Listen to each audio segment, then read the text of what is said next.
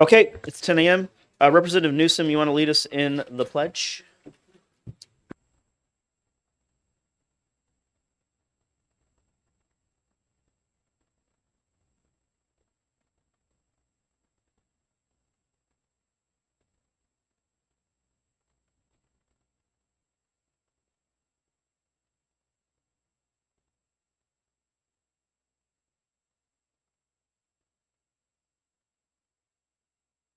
Okay. All right. Let's get going. Going to open up the public hearing. Where is my gavel? There we go. I'm going to open up the public hearing for the House Election Law Committee for House Bill 711 FN relative to voting machine contractors. Going to recognize Representative Bernardi for the purpose of introduction. Representative Bernardi, I don't think we've seen you this year. Welcome to election law. Thank you very much, Chair. Sorry, I'm and gonna pause committee. Representative Bernardi before we get going. My apologies. I need to do my normal disclaimer. We're on our standard 5-minute introduction clock, 2-minute public speaking time. So there you go, Representative Bernardi. Now you're up again. I apologize. I have no control over those mics. I can move my mouth closer and talk louder, but I can't do anything else. Again, thank you, Chair and Election Law Committee. For the record, my name is Representative J.D. Bernardi, Rockingham 36, which is Hampton Falls, Kensington, Southampton, Newton, and Plastow. So I'm here to introduce House Bill 711, an act relative to voting machine contractors. What this bill does is very simple. It requires contractors who repair voting machines to register with the Secretary of State and the Attorney General, and obtain in that process obtain a registration number they will get in order to present proof of bonding and insurance, and it also permits them to obtain a contractor ID.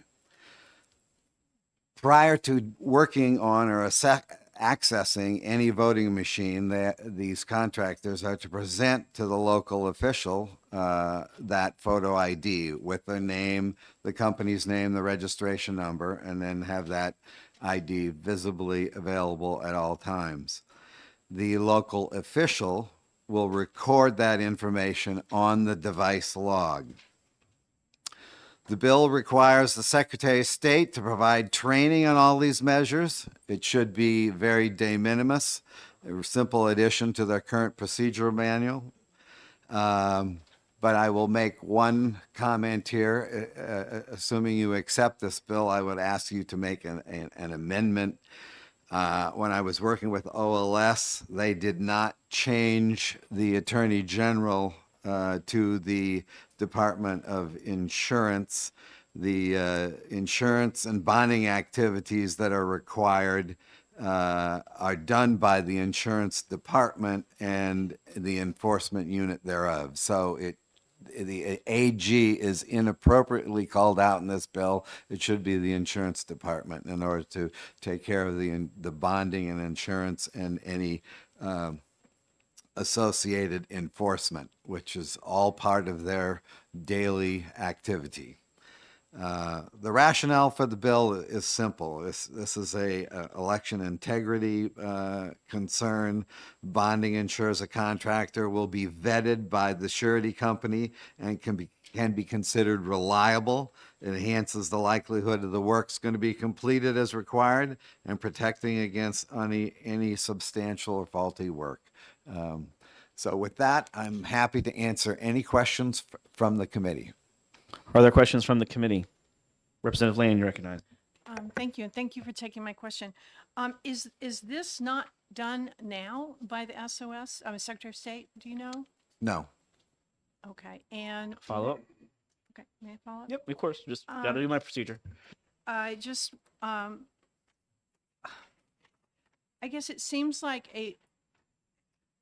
and I don't know, maybe I wait till the Secretary of State. I wondered if there's the same contractor for all the machines, if you know whether or not that's the case. Well, up until recently, we only had one class of machines, so the contractors working on them would be all from one company. Now there's 2 classes of machines, so I would expect there would be different contractors. Further questions from the committee? Seeing none, thank you. Next up is Wayne Saya from Nashua.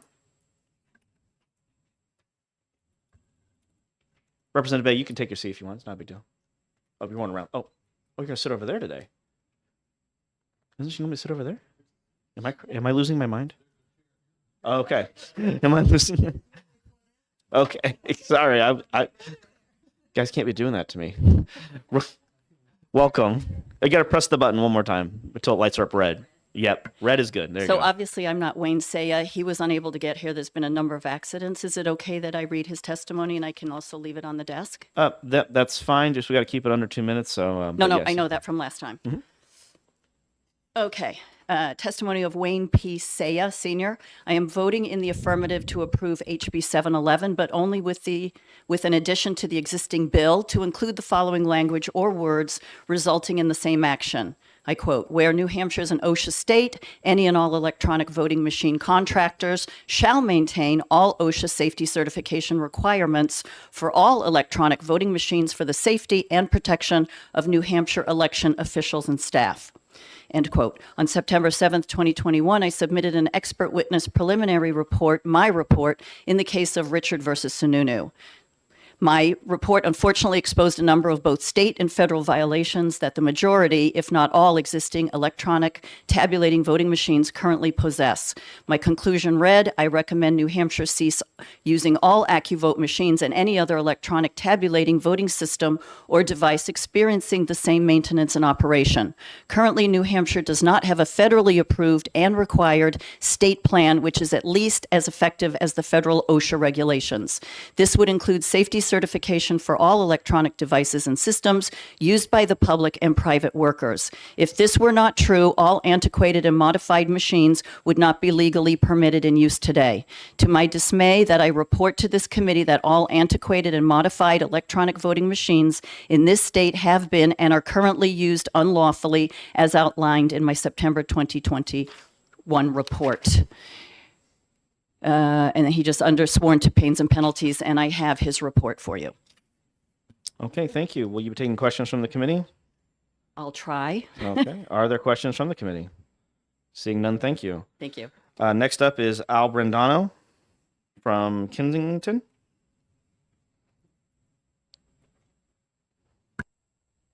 Welcome to election law. Yep. So we put that new policy this year. We put unless it's is this copies of your written testimony or is this a document you need that you're going to be referencing?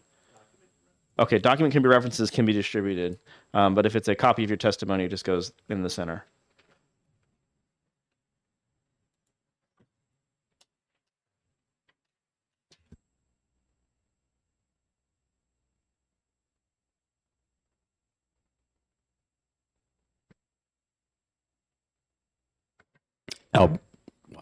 Al Brandano from Kensington, New Hampshire. First of all, this is common sense. When you think about it, I'm a youth hockey coach and a high school hockey coach in the past, and I have to have a background check. If you're a kindergarten teacher or you run anything, you have a background check.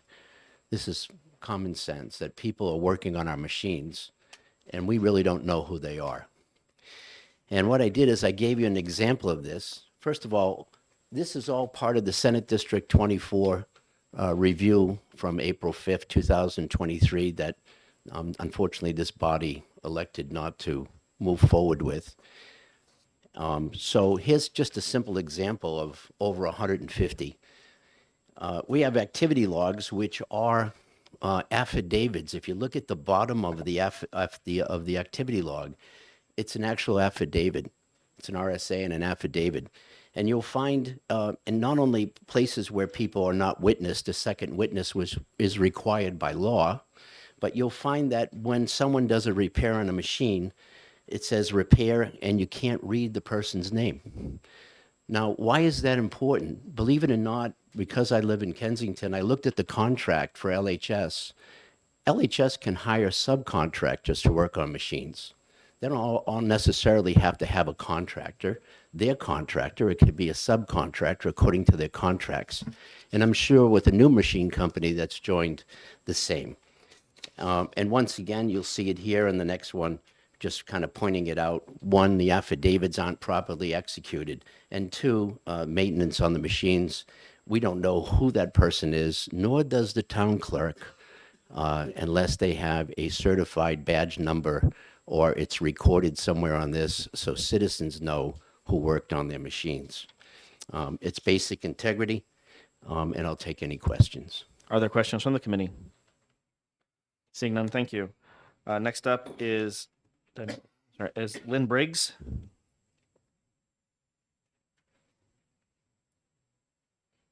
Welcome back. Long time no see. Lynn Briggs, Amherst, New Hampshire. I am a government-approved election staff person, which is a ballot clerk, and that is officially approved by the government for both the town and state primary and full elections. Need my glasses. My complaint is that the safety and efficacy of these Dominion AccuVote machines, they were not voted on number one by we the people. The state bought from and hired LHS to maintain all these machines and the memory cards. And to note that officially LHS was never certified by Dominion, who owns and sells the machines. These machines were knowingly modified. There is a directive by the Secretary of State to cut the wires, I'll keep it street talk, per the directive of himself, Scanlon, further evidenced by the testimony in 2021 at Rockingham Superior Court, further evidenced by, there's a book by the Results of Wyndham Recount, and there's snapshots and screenshots of the actual cutting of these wires in the machines. There has also been several instances in Merrimack, Nashua, where they take parts from other machines and put them into the current machines, which therefore nullifies the certification. By modifying these machines, the accuracy of the vote tally cannot be validated. There are also unknown, unforeseen medical issues. Further, these AccuVote machines have not been safety certified since the first maintenance and or part replacement. This is decades of not being safety certified. New Hampshire is an OSHA state. Thank you. And I do have, which I won't go into right now, but in going through the records in Amherst, I can show that a clock chip on the same machine was changed 2 months in a row. I have invoices showing the maintenance. They don't have signatures. I also have information from a recount, an official recount, that shows the problems with the machines, and I have the facts of the case of the law that we sent to OSHA, if that would help. Sure. And it doesn't look like you have 20 copies of that, so I assume that it's going to go to the clerk as part of your testimony. Or I can just leave this with you. Well, that's what I'm saying. You would go to the clerk. Oh, okay. Yeah, we're saying the same thing. Okay. Yeah, thank but you don't have copies for distribution. You just have copies. No, for no, the no, clerk. no, no. Yeah. No, Okay. doing this last second. Yep. Totally fine. Yep. Any Representative questions? Ling. Yeah. I assume you're taking questions, Ms. Briggs.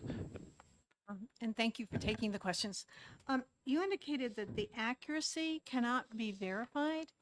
I mean, we have numerous recounts and audits of these machines. I guess I'm a little confused by your statement. So the accuracy, because they have been modified, because parts have been replaced, from the point of view from OSHA, that anything that has not been re-safety certified, you cannot verify the accuracy just from that point of maintenance in the actual machine. Further questions? Seeing. Oh, yes, Representative Freedom O'Brien.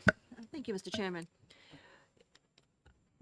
You're talking also about safety for people using these machines, but these are not machine tools. I'm a little confused about why there's the OSHA connection. I guess you just covered that OSHA connection, but could you talk about why you're concerned about operator safety? That's not my area of expertise. I have talked about it before. That is actually Mr. Wayne Saya. That would be someone you'd want to speak to. But it is my understanding, because once you have modified the machines, we cannot tell what is going on with it. We can't tell if it's putting out any kind of electronic pulses or anything like that. And that was the point of view that was brought up at another meeting. But that's his area of expertise. Further questions from the committee? Seeing none, thank you. Thank you. Last up is Sarah Burke Cohen from the New Hampshire Municipal Association. Although it looks like we're about to have a late entry.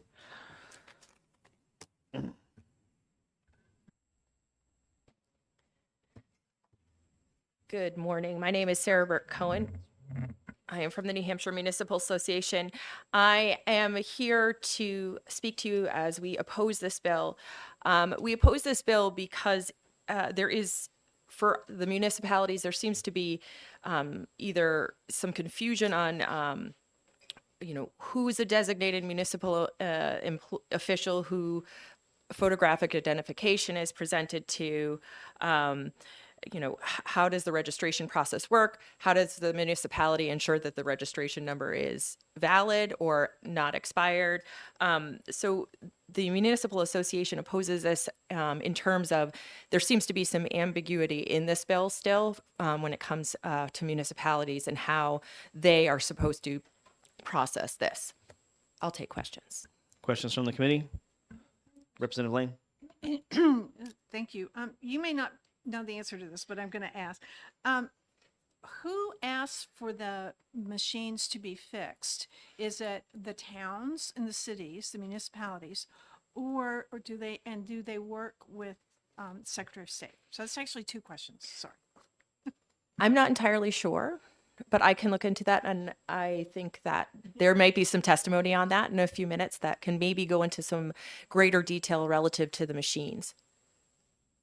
Questions from the committee? Further questions? Seeing none, thank you. Thank you. Last up is Deputy Secretary of State Aaron Hennessy. Representative Gosofsky, can you grab the blue sheet for me? Good morning, everyone. Erin Hennessy, Deputy Secretary of State. Thank you, Mr. Chair. I am happy to answer any questions you have, but first I just want to go over a few language concerns I have with the bill. First, we have two vendors in the state. We use the term vendor. So if you would like to use the word contractor, we would like that to be defined by exactly what you mean by that. Do you mean the company, the vendor of the electronic ballot counting devices? Or do you mean somebody who maybe the town clerk has called in to do something separate from who the vendor is for the device that they've purchased it from? So please define the word vendor. I'm a contractor, excuse me. Also, we're unclear about what the bond is for, who you're bonding, if you're bonding the individual who's working on the equipment, or if you're bonding the company who has distributed that equipment, who the town or city has purchased the equipment from. We are not involved in the purchasing of the devices. Each individual town or city purchases the devices themselves from the two vendors in the state. Currently, we have 3 devices that can be purchased. These devices are authorized by the Ballot Law Commission from New Hampshire, and they are LHS and Voting Works. And I am not aware that they use any subcontractors to do any work on the devices themselves. They themselves do the work if it's maintenance on a ballot counting device, or if something goes wrong during the testing of the device, the city or town clerk will call the vendor, and the vendor will either troubleshoot it over the phone or show up in person. We also don't know who is going to be responsible for making the photo IDs. To my knowledge, I don't think that these vendors have photo IDs for their employees. And how will the city or town clerk know that that is an authorized photo ID? I think the Municipal Association spoke to that briefly. I think those are what the clarifications that we would need. I'm happy to take any questions. Questions from the committee? Representative Wary? Thank you, Mr. Chair, and thank you, Deputy Secretary, for taking my question. I believe the Voting Works has the open source software and therefore has capability of programming by people other than the vendor. Is that a correct statement, or is? Thank you for the question. You are correct that they have open source software, but that doesn't mean that it is open source to everyone. The vendor is Voting Works, and they are the company that the clerk would reach out to if there was an issue with the device themselves, and they are the vendor that would update the software if a new version is approved by a Ballot Law Commission. But anyone can look at that coding, and if they can understand coding, they can understand it. But it's not open to external coding. Further questions from the committee? Representative Weary, follow up. Yes, thank you, Mr. Chair. I'm recalling this from memory, so it could be very faulty. But the it was my understanding that there was extensible markup language that they were using for programming the Voting Works machines, and that there was, I thought when they appeared before the Ballot Law Commission, they talked about having capabilities to have local programming, but I could be wrong. So I'm just curious if you remember anything about that. Thank you for the question. I think you're referring to that if they have a Voting Works device and they've bought the option to do it, local clerks can design their ballots for their local elections, but they are just inputting the candidates' names and the questions. They're not programming the functioning of the device. And I'm not an IT person. Further questions from the committee? Representative Gilmore? Thank you, Mr. Chair. Morning, Aaron. Are you aware of any incident over the last 30 years of necessitating this legislation? Thank you for the question. I have not heard of anything of a rogue contractor, but I'm happy to look into it. Thank you. Yeah. Further questions from the committee? Seeing none, thank you. Does anyone else wish to speak to this bill? Seeing none, there was no one signed up on the blue sheet, and online 711 had 29 in support, 7 opposed. And with that, I'm going to close the public hearing on House Bill 711. I'm going to open the public hearing on House Bill 270, requiring the preservation of electronic counting device memory chips. And I'll recognize our clerk, who, for the purpose of introduction, she's the only card, so members should stand ready for executive session, assuming it doesn't go very long.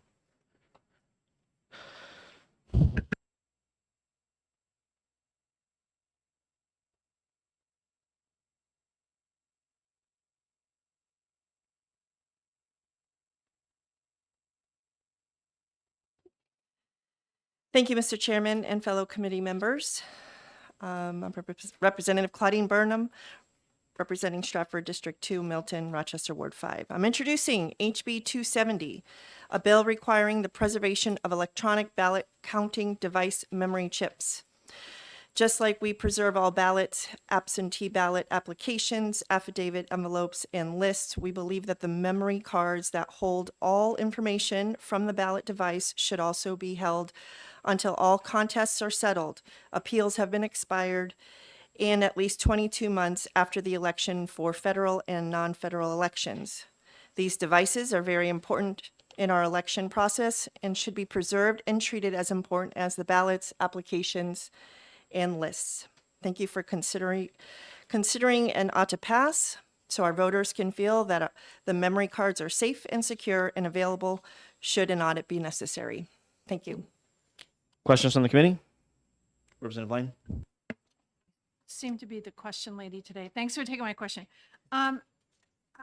It's a very, I'm just a little confused because we talk about memory chips, but then in the text of the bill, it talks about memory cards. And I am by no means a technological whiz, but I'm just curious, is memory cards, are we confident that that's capturing like all the different technologies? And I'm thinking USBs, I'm thinking, is it on a hard drive? So that's my question.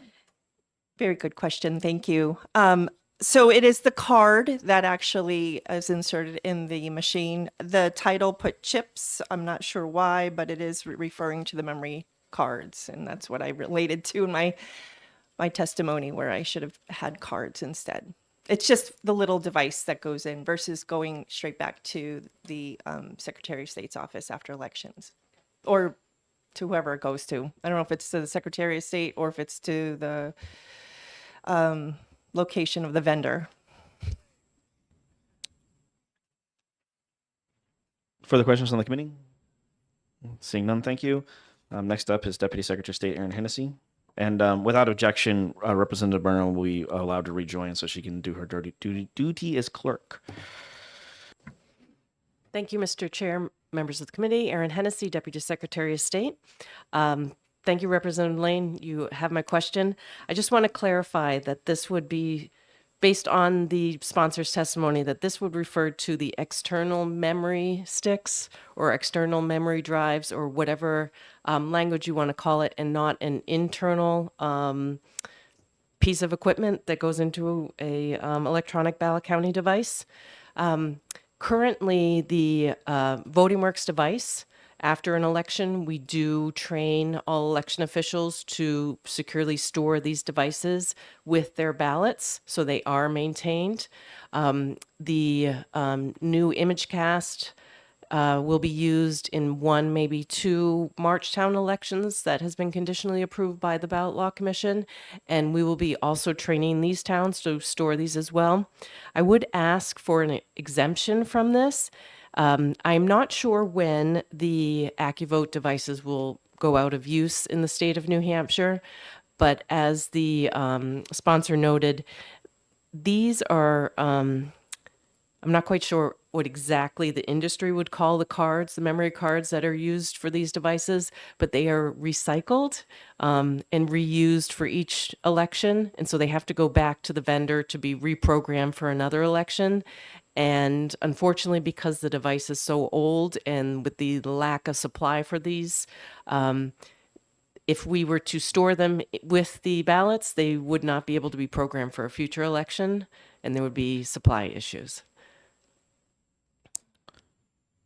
Will you be taking questions, Representative Deputy Secretary Hennessy? My Oh. apologies. Will you be taking questions? Yes. Representative Murhead. Thank you, Mr. Chair. Thank you. Would the right takeaway be that with respect to the new machines, did you call them ImageCast? There's Sorry, two, I'm Voting folding a Works and question on a question. ImageCast, yeah. Okay. With respect to the new machines, that this bill would just codify what we already do? Would that be a fair interpretation? That's correct, yep. Further questions from the committee? Seeing none, thank you. Last up is Alberandano from Kensington. Representative Guskowski, if you grab that sheet for me, please. Thank you.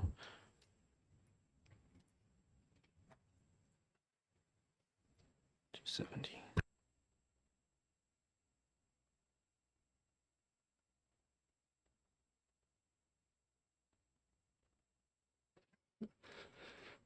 Thank you, Mr. Chair. My name is Al Brandano. I'm from Kensington, New Hampshire. The most important part of this bill is the strict chain of custody. If you look at HAVA, the America, to build trust in our elections, we have to have an accurate, compliant, securable, and auditable election. What you heard from the Secretary of State's assistant is incorrect because you are currently violating federal law, and the state has been noticed of this. I will point out the applicable Constitution and statutory provisions, and I'll leave it with you up top here. It's 42 USC 20701, retention and preservation of records and papers by officers of elections deposited with a custodian and the penalty of violation. The next one is 42 USC 20702, destruction, concealment, mutilation, or alteration of records and papers and penalties. And third, 44 U.S. Code 3301, definition of electronic records. I'll submit this to you. This has been going on for a long time. These records are supposed to be held for 22 months, and we're in violation. We're in violation because we have a contractor who has a problem with memory cards. That's not this body's that's not this body's issue. We're to follow the law. And if the law says what it does, we're not to, why would we take a knee to a administrative or a corporation that's selling us products that we're breaking the law for? Will you be taking questions? Yes, I will. Are there questions from the committee? Seeing none, thank you. I don't have any other pink cards. There was no one signed up on the blue sheet. Online, there was 24 in support and 94 opposed, but I wouldn't read into that because one of them says, be kind to all God's creatures, and two of them talk about fluoride. So I don't think I think there may have been some confusion with people giving testimony. So do your best. Do your best with those numbers, because it's pretty funny. Anyways, I'm going to close the public hearing for House Bill 270. We're going to go into our noticed executive session. So I'm going to open up the executive session for the House Election Law Committee. We're going to start off with House Bill. I don't have the title. Excuse me. House Bill 472. Let me read the title. My apologies. Requiring voters to prove domicile, and Representative Weary is recognized for a motion. I'd like to make a motion. Thank you, Mr. Chair. I'd like to make a motion that we ITL. Is there a that bill. second? I'll second. Representative Lane seconds. Is there discussion on the motion of inexpedient to legislate on House Bill 472? Mr. Chair, yes. Just very briefly, while the proposed bill had some good aspects to consider for tracking domicile, it was really checking the domicile credentials during the check-in process as opposed to during the registration process. And for that reason, the subcommittee decided that it was appropriate to ITL the bill for that reason. Thank you. Further discussion on the motion of inexpedient to legislate? I will note that the bill was unanimous out of the subcommittee for motion of inexpedient to legislate. I'm sorry, I didn't do my standard. Representative Lane, this was unannounced executive session. Are you okay with us executing this bill? Yes. Okay, thank you. All right, is there any further discussion on the motion of inexpedient to legislate in House Bill 472? Are you ready for the question? The clerk will call the roll.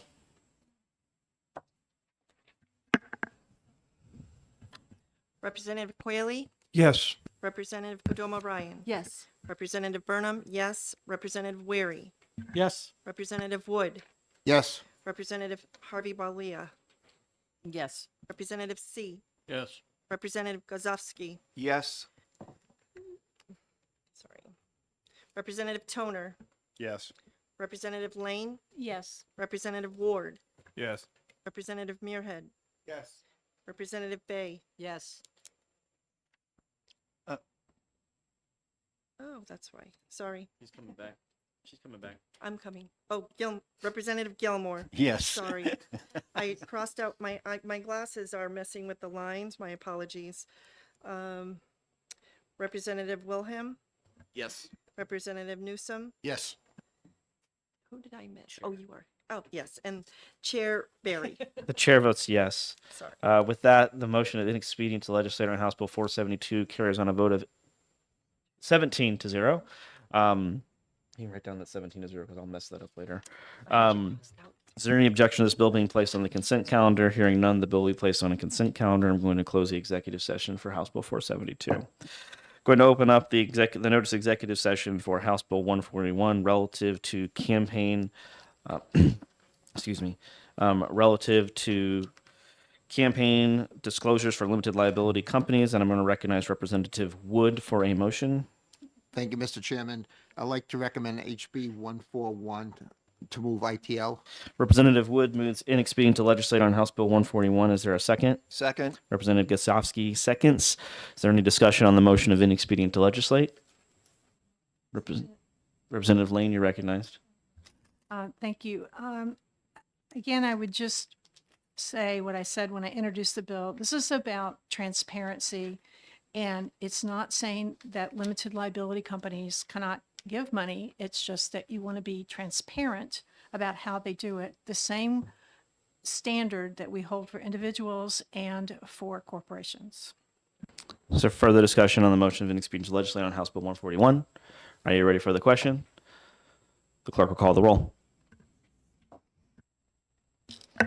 Representative Quayle, Yes. Representative Padoma Ryan, Yes. Representative Burnham, yes. Representative Weary, Yes.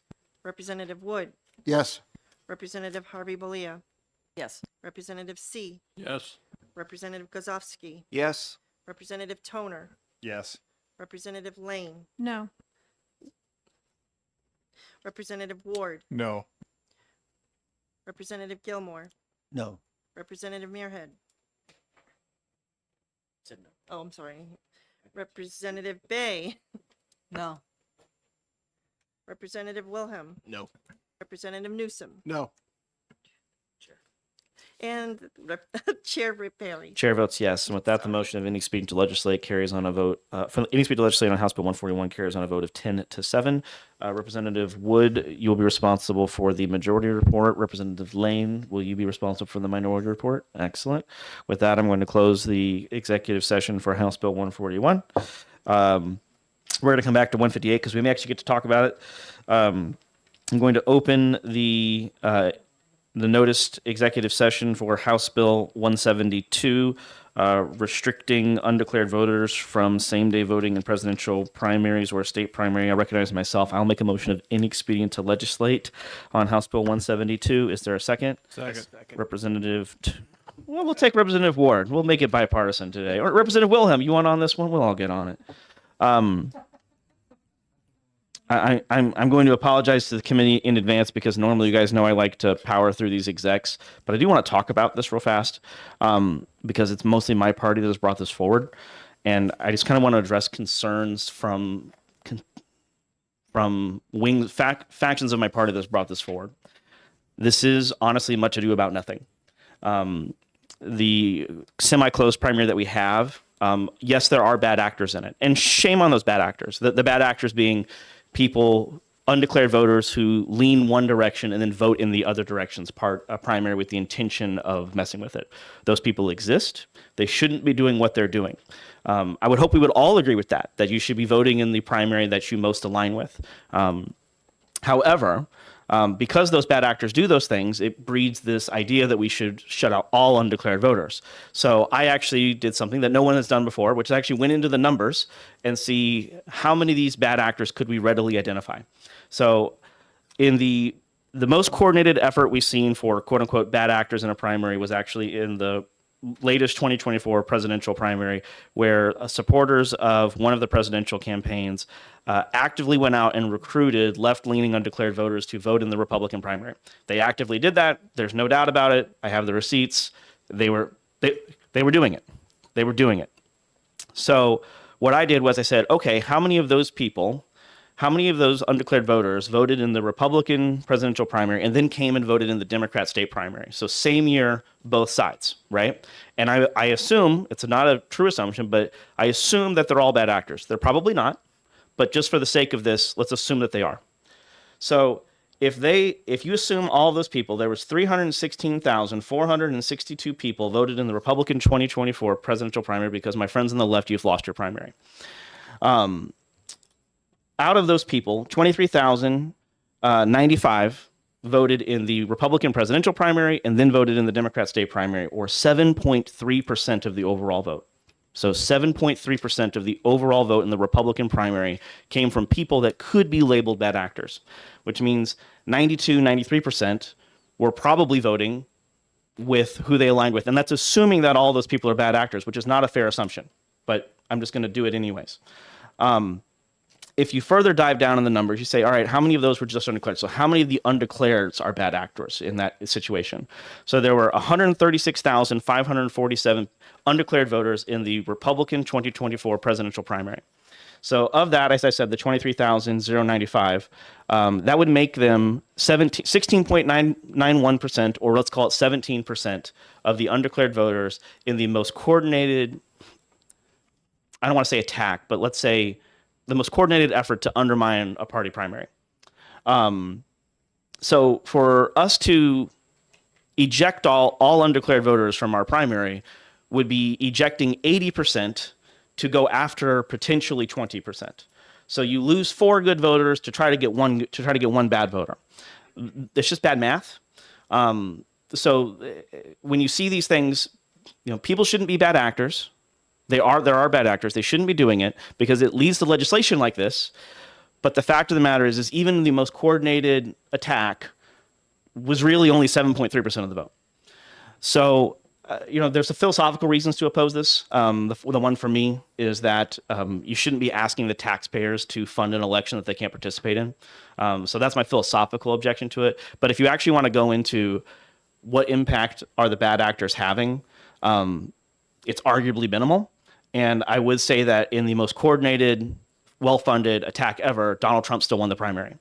So even when they tried really, really hard and they had nothing on the other side to draw them over, they still failed.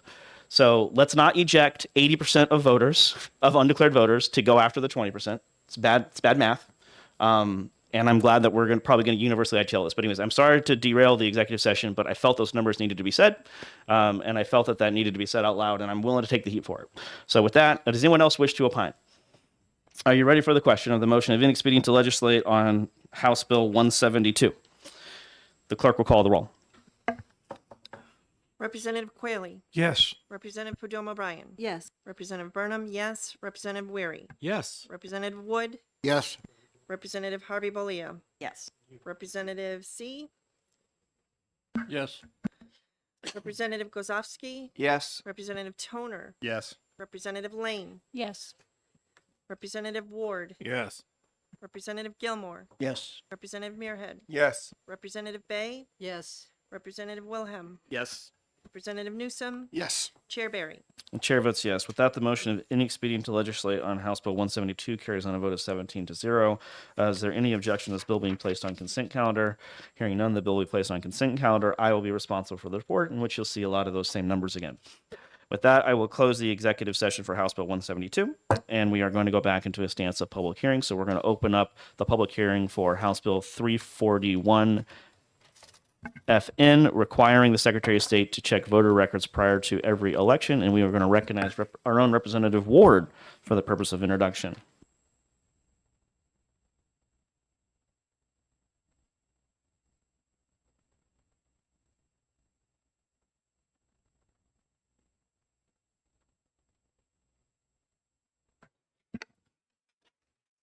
Thank you, Chairman Barry. I appreciate that. Nice to see you all out here from a different perspective. My name is Jerry Ward, and I represent, Rockingham 27, which is Ward 4 in Portsmouth. And as I get going, I should note that the tagline analysis for this bill is not exactly what the bill is about, which we've seen on occasion. I was asked to bring forward this bill, HB 341-FN, by the 6-member Board of Registrars of the City of Portsmouth to make a small change to the law that will improve their work and make our voter lists more accurate while respecting the rights of voters. In the interest of full disclosure, as some of you know, my wife Barbara is the Registrar at Large and Supervisor of the checklist in Portsmouth, but this bill has the support of her entire board, and I suspect of registrars in other cities as well, who experienced the same issue in 2024 that prompted this, dare I say, simple bill. This bill is designed to guarantee a reasonable time, at least 90 days, for supervisors of the checklist, registrars of voters, and city clerks to complete the process of removing voters from the checklist based on the National Change of Address, NCOA, list provided by the United States Postal Service through the good offices of the Secretary of State. Moving the date of receipt to at least 90 days prior to any election will ensure that it will be received well before any deadline for verification of the checklists, and prior to the deadline for submitting absentee ballot requests, and so on. In 2024, the registrars in Portsmouth and elsewhere were caught short when they received the NCOA list for review only on August 28th, just before the Labor Day weekend and only 13 days before the state primary, at a time when they were still processing hundreds of voter registrations and some absentee ballots had already been returned. Getting the NCOA letter at such a late date for whatever reason, with 1,000 names on it or so, created an unfortunate situation that was detrimental to their work and to the rights of some voters. It is possible for the registrars to receive the NCOA list from the Secretary of State's office in a more timely fashion. In 2023, for example, they received the lists on June 30th, in a year when there were only municipal elections, and thus had about 4 months to review the lists and notify voters, and ample time to contact any voters who they believed should not be removed without going through the 30-day letter process. The NCOA lists include people who've simply changed their address to a post office box that is more convenient for them, but who have not actually moved from the domicile address at which they are registered to vote, who have temporarily changed their address because of seasonal moves, and the NCOA lists also include some people who are UOCAVA voters. Evaluating such changes in address carefully takes time and requires some caution. I think we all recognize that the NCOA lists are a very valuable tool, but although they are mostly accurate, like everything, they are not necessarily completely so, and each voter's circumstances need to be evaluated individually. So I believe that this small change to the pertinent RSA 654:45 would provide ample time for proper review of NCOA lists by our supervisors and registrars prior to primary, general, municipal, and town elections. I don't believe it should cause the Secretary of State's office any undue issues, and it will enhance the maintenance and accuracy of voter lists that we all want while respecting the rights of all voters. Thank you. Will you be taking questions? Anybody else signed up? Deputy Secretary is. Why not let her answer? You probably. Well, glad to. Yes. I was going to say, if you don't take questions, your ranking member is going to want to talk to you because Okay. I was talked to. Representative Weary. Assuming that time machines have not been invented yet, would you want to change the date on line 3 from July 1st, 2022 to maybe 2025 or 2026 or something like that? You may not make it ex post facto.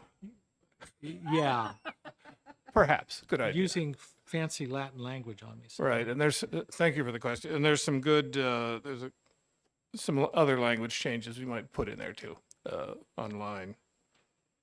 But and, No, it's a good point. and You got to do a follow up, Representative Weary. yeah, wanna thank follow you, up? Mr. Chair. And I just, you mentioned that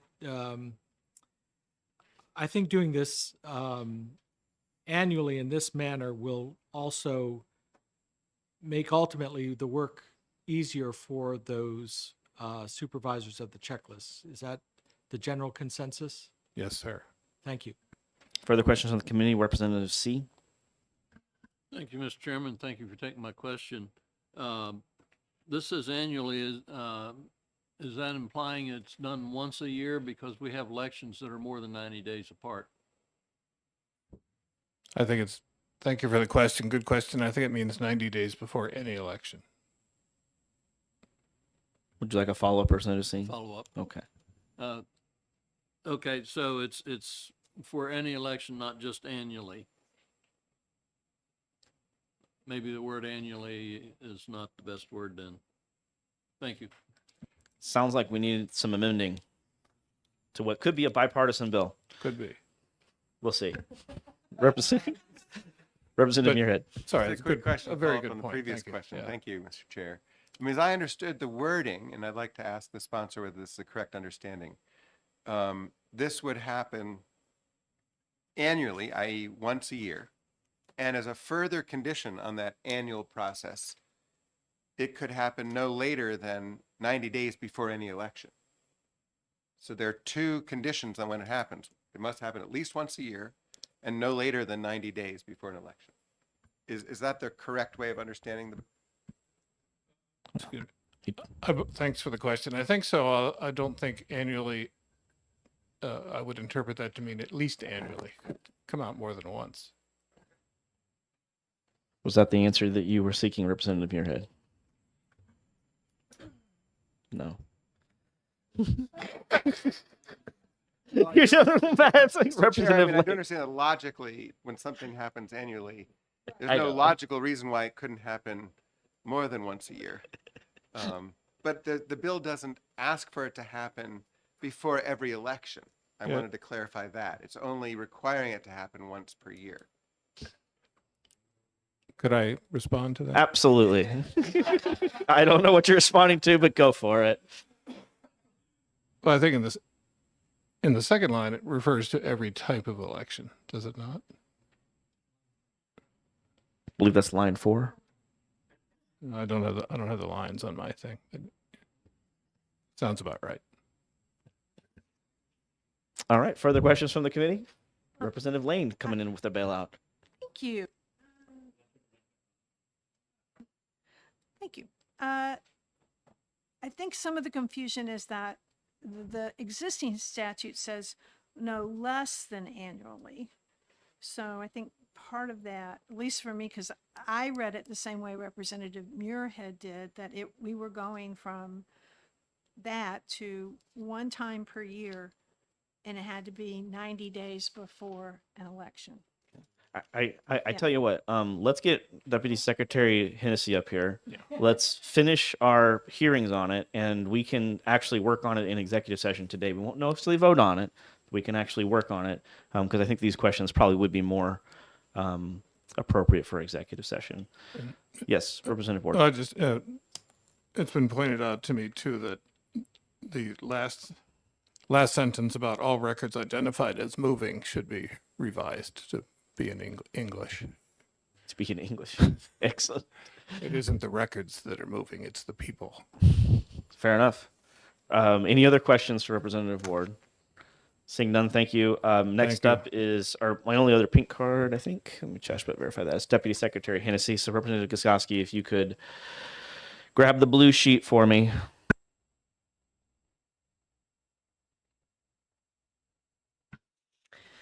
Thank you, Mr. Chair. Good morning again, everyone. Erin Hennessy, Deputy Secretary of State. I'm happy to answer questions, but first, I would like to give our offices desire for this legislation. As you all know, we got a new statewide voter registration system last year. When we do an NCOA notification to supervisors, it's not an easy process. We have a vendor that we contract with. We have to get all of the addresses, names and addresses in the entire statewide voter registration system bumped up against their list. And it's not an inexpensive process either. Our office's plan is to do this twice a year. We think it's very feasible financially to do it twice a year, but also the way the language is written about the 90 days before any election, there are elections that happen all year round between municipal elections, school board elections, presidential primary, state primary, general elections, so that 90 days could happen quite frequently. And sometimes those 90 days may overlap with each other. So we're hoping to just have the language clarified a bit, and that you would consider 2 times a year as a possibility. We'll also note that there are many towns that still are working on cleaning up their NCOA notifications from when we did the list in August. So it is a time-consuming, as the sponsor noted, a time-consuming effort for supervisors to do this. Happy to take questions. Question on the committee, Representative Toner. Thank you. Is it feasible then, based on what you just said, that if you do a database refresh twice a year, that the towns can do their thing every election, but utilize whatever the most up-to-date data is from the Secretary of State? Thank you for the question. So just to clarify, it's not a data refresh. It's each supervisor is getting information that they need to look at individually based for voters in their towns, and they need to look at that each voter at a time. Did that voter actually move out of our town, and make the decision based on what they get? So it's we're not updating their database. The supervisors control the database updates based on the information that they receive. And twice a year, I think, is very feasible. I would say in 25, our plan was going to be to do it in June and November, and 26, unless a date is changed for the primary, it would be in April and December. Follow up? So I'm trying to understand the process. Who receives, like, the post office, basically, relocation or whatever, like the forwarding their mail, basically identifying that someone's possibly moved? Who processes that compared to the voter registration? So the supervisors of the checklist or the registrars in Portsmouth's case will receive in their electronic, in the statewide voter registration system, a list of all the voters that have been identified as people who have potentially, and sometimes, and that's why they have to look at them individually, they may not be accurate matches, potentially moved out of their town. So they supervisors receive that information because we've uploaded it into the database for each city or town ward, and they have to make the determination to figure out if they've actually moved out of town, and if they should be removed from the database. Further questions from the committee? We gotta come back to you, Representative Weary. We gotta come back. Thank you, Mr. Chair. Thank you, Deputy Secretary, for taking my question. So the once you do this process 2 times a year, is there a notification sent out to the city wards and towns that this has been done? Thank you. Yes, anytime we've updated the statewide voter registration system, every time they log in, the supervisors will see they have this many NCOA voters to address. There's a login screen, and they've got a notice. You need to address these things. Further questions? Representative, well, I'm gonna see if anybody else is first. Representative Muirhead. Thank you. Didn't mean to interrupt you, Representative Wary. I wanted to just clarify, does the Office of the Secretary of State support this legislation or endorse it? And I just wanted to clarify that. I will say that we support this legislation if it's to be done twice a year. The 90 days before an election will have overlap of other elections, and so it would be very difficult to get that information out and done timely by the supervisors, especially those that have a different date of a town meeting and a school board meeting, and use the same checklist. Further questions? Representative Weir, we gotta go back to technically Representative Toner. Representative Toner, do you want back in or are you all set? All right, now we'll go to Representative Weary. Thank you, Mr. Chair. Not to craft the amendment now, but would you be okay with, within 90 days of the Secretary of State issuing a NCOA update, that the supervisors of the checklist would have to cull their lists accordingly, something like that? Thanks for the question. I would ask that question to the sponsor. As I said, I think that's 2 different things. 1, how many times we give them the information, and 2, when they have to clean it up by. So. Representative Lane, I thought this was gonna be an easy one, 2 cards. I was wrong. Hey, thanks for taking my question, and it's following up on Representative Weary's question. When you give the list now, is there a time, because you mentioned that some towns are still doing it, but it sounds like Portsmouth jumped right on it. So when you give them the list, is there a time frame that you are expecting it to be done within? Thanks for the question. There's difference between expectations and law, and I don't believe there's anything in law that requires them to address it in a certain time frame. Further questions?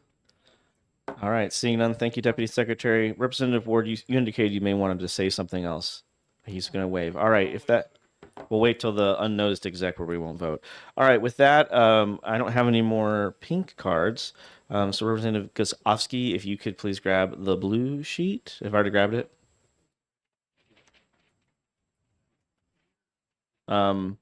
Online was 132 in support, 16 opposed, and 1 neutral, but the fluoride people made a return.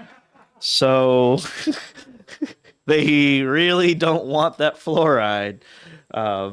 So take it with what you will. Going to close the public hearing on House Bill 341. They want the removal of the fluoride. If you want, I'm actually happy to read the quote, so you don't think I'm just making it up. The repeated quote is, "Fluoride lowers IQ. It is a toxic substance. Please stop knowingly poisoning our families." So I don't know how updating the NCOA list is going to impact the fluoride in the IQ, but somebody clearly thinks that. This is my filibustering to try to get to 11, if you haven't gathered. That's what fluoride can do, apparently, as you can testify in the wrong bill. So I guess we're going to stand the committee's going to stand in recess for till 11 a.m., which will be like in seconds. So, wait, I'm not going to jump into exec for 10 seconds. Oh, and it's 11. All right, so now we're out of recess. We don't go by that because those are always wrong. We go by I go by the internet time, which exactly 11. So with that, I'm going to open up the public hearing for House Bill 281, requiring electronic voter checklists to be supplied in a sortable format. And I'm going to recognize Representative Weary for the purpose of introduction. Thank you, Mr. Chair and honorable committee members. For the record, my name is Bob Weary, and I have the privilege of representing Hillsborough District 13, the great town of Hudson. This testimony will be exceedingly brief. So House Bill 281 makes a few simple changes to RSA 657-15. The ability to obtain a list of absentee voter applicants already exists in the existing statutes, and the RSA allows for an electronic version to be provided, thereby cutting down the costs on printing out copies of these lists. In obtaining such lists, however, these have often been provided to various candidates in a PDF format. While such a format may be said to be electronic, it is not readily user-friendly or easily sortable for the purposes of reviewing such a list. This simple bill enables the recipient of the list to be able to sort through the list for reviewing purposes. I will be glad to try and answer any questions the committee may have. Impressive. Questions from the committee? Representative Lane. Hi, thank you for taking my question. Down on line 15 and again on line 22, you have added voter address right after you've asked for the voter name and address where registered. Is that not duplicative? And if it is, then why is it there? Thank you for your question. You're absolutely right. I'd have to go back to the original LSR and see if this was somehow added by the OLS, but it is already there, as you said. So It's there in the first one, but not the second. 22 is necessary. 22 is that's perhaps the clarification. Yeah, 15 So, is not. 15 is 15 duplicated, is 22 redundant. not.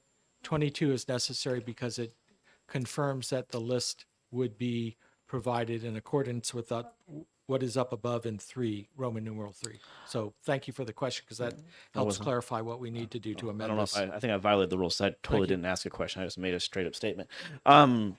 Further questions from the committee? I know. Would you? I have one. Representative Reedy, would you believe that there is already debate amongst people about what is a sortable format file type, and we should probably define that so it's not ambiguous while we're already going to be amending this bill? Would you believe that we need to do that? Thank you, Mr. Chair. I in fact do believe that, knowing that sometimes those types of parameters for providing lists can be difficult to ascertain without explicitly clear directions. Excellent. All right. Any other questions? See, that's how you do it. The would you believes. All right. Only other one pink card is Deputy Secretary Hennessy.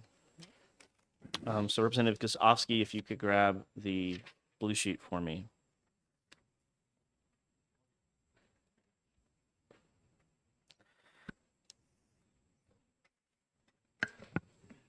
Thank you, Mr. Chair, members of the committee. Erin Hennessy, Deputy Secretary of State. I want to let everybody know that our statewide voter registration system is able to already give a candidate information in a sortable format. I believe there's a CSV and Excel option, but I can get the chair that information for language if you're going to amend the bill. I would ask that, one, last year the committee made changes to line 10 or section 3 of the law and updated what information is available. If that's your intention, I would ask that the same language be updated to section 3A of the law, which is also in the bill. Will you be taking questions? Or Happy to take questions. are there questions? Seeing none, thank you. There was no one on the blue sheet. 20 online was 22 in support, 5 opposed, and only 2 fluorides this time. And there were 2 fluorides again. So I read the comments. I read the comments. I read the comments. You can't say I don't. With that, we're going to close the public hearing for House Bill 281. We're going to go back into an executive session stance. I'm going to reopen the noticed executive session for the House Election Law Committee.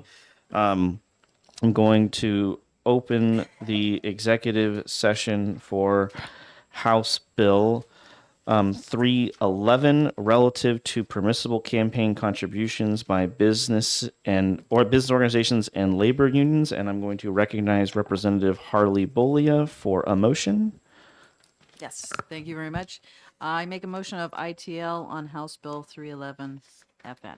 Representative Harley Bolia makes the motion of inexpedient to legislate on House Bill 311. Is there a second? Representative Burnham graciously seconds. I second. It's okay. I saw your hand move. Maybe.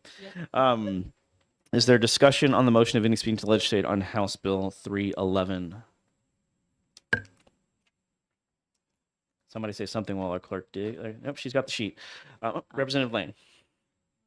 I will accommodate Representative Burnham. I'll just, as I did on the other campaign finance laws, these are designed to be fair and reasonable, and to even, this one is to even the playing field between, again, corporations and labor unions the way they used to be before 1999.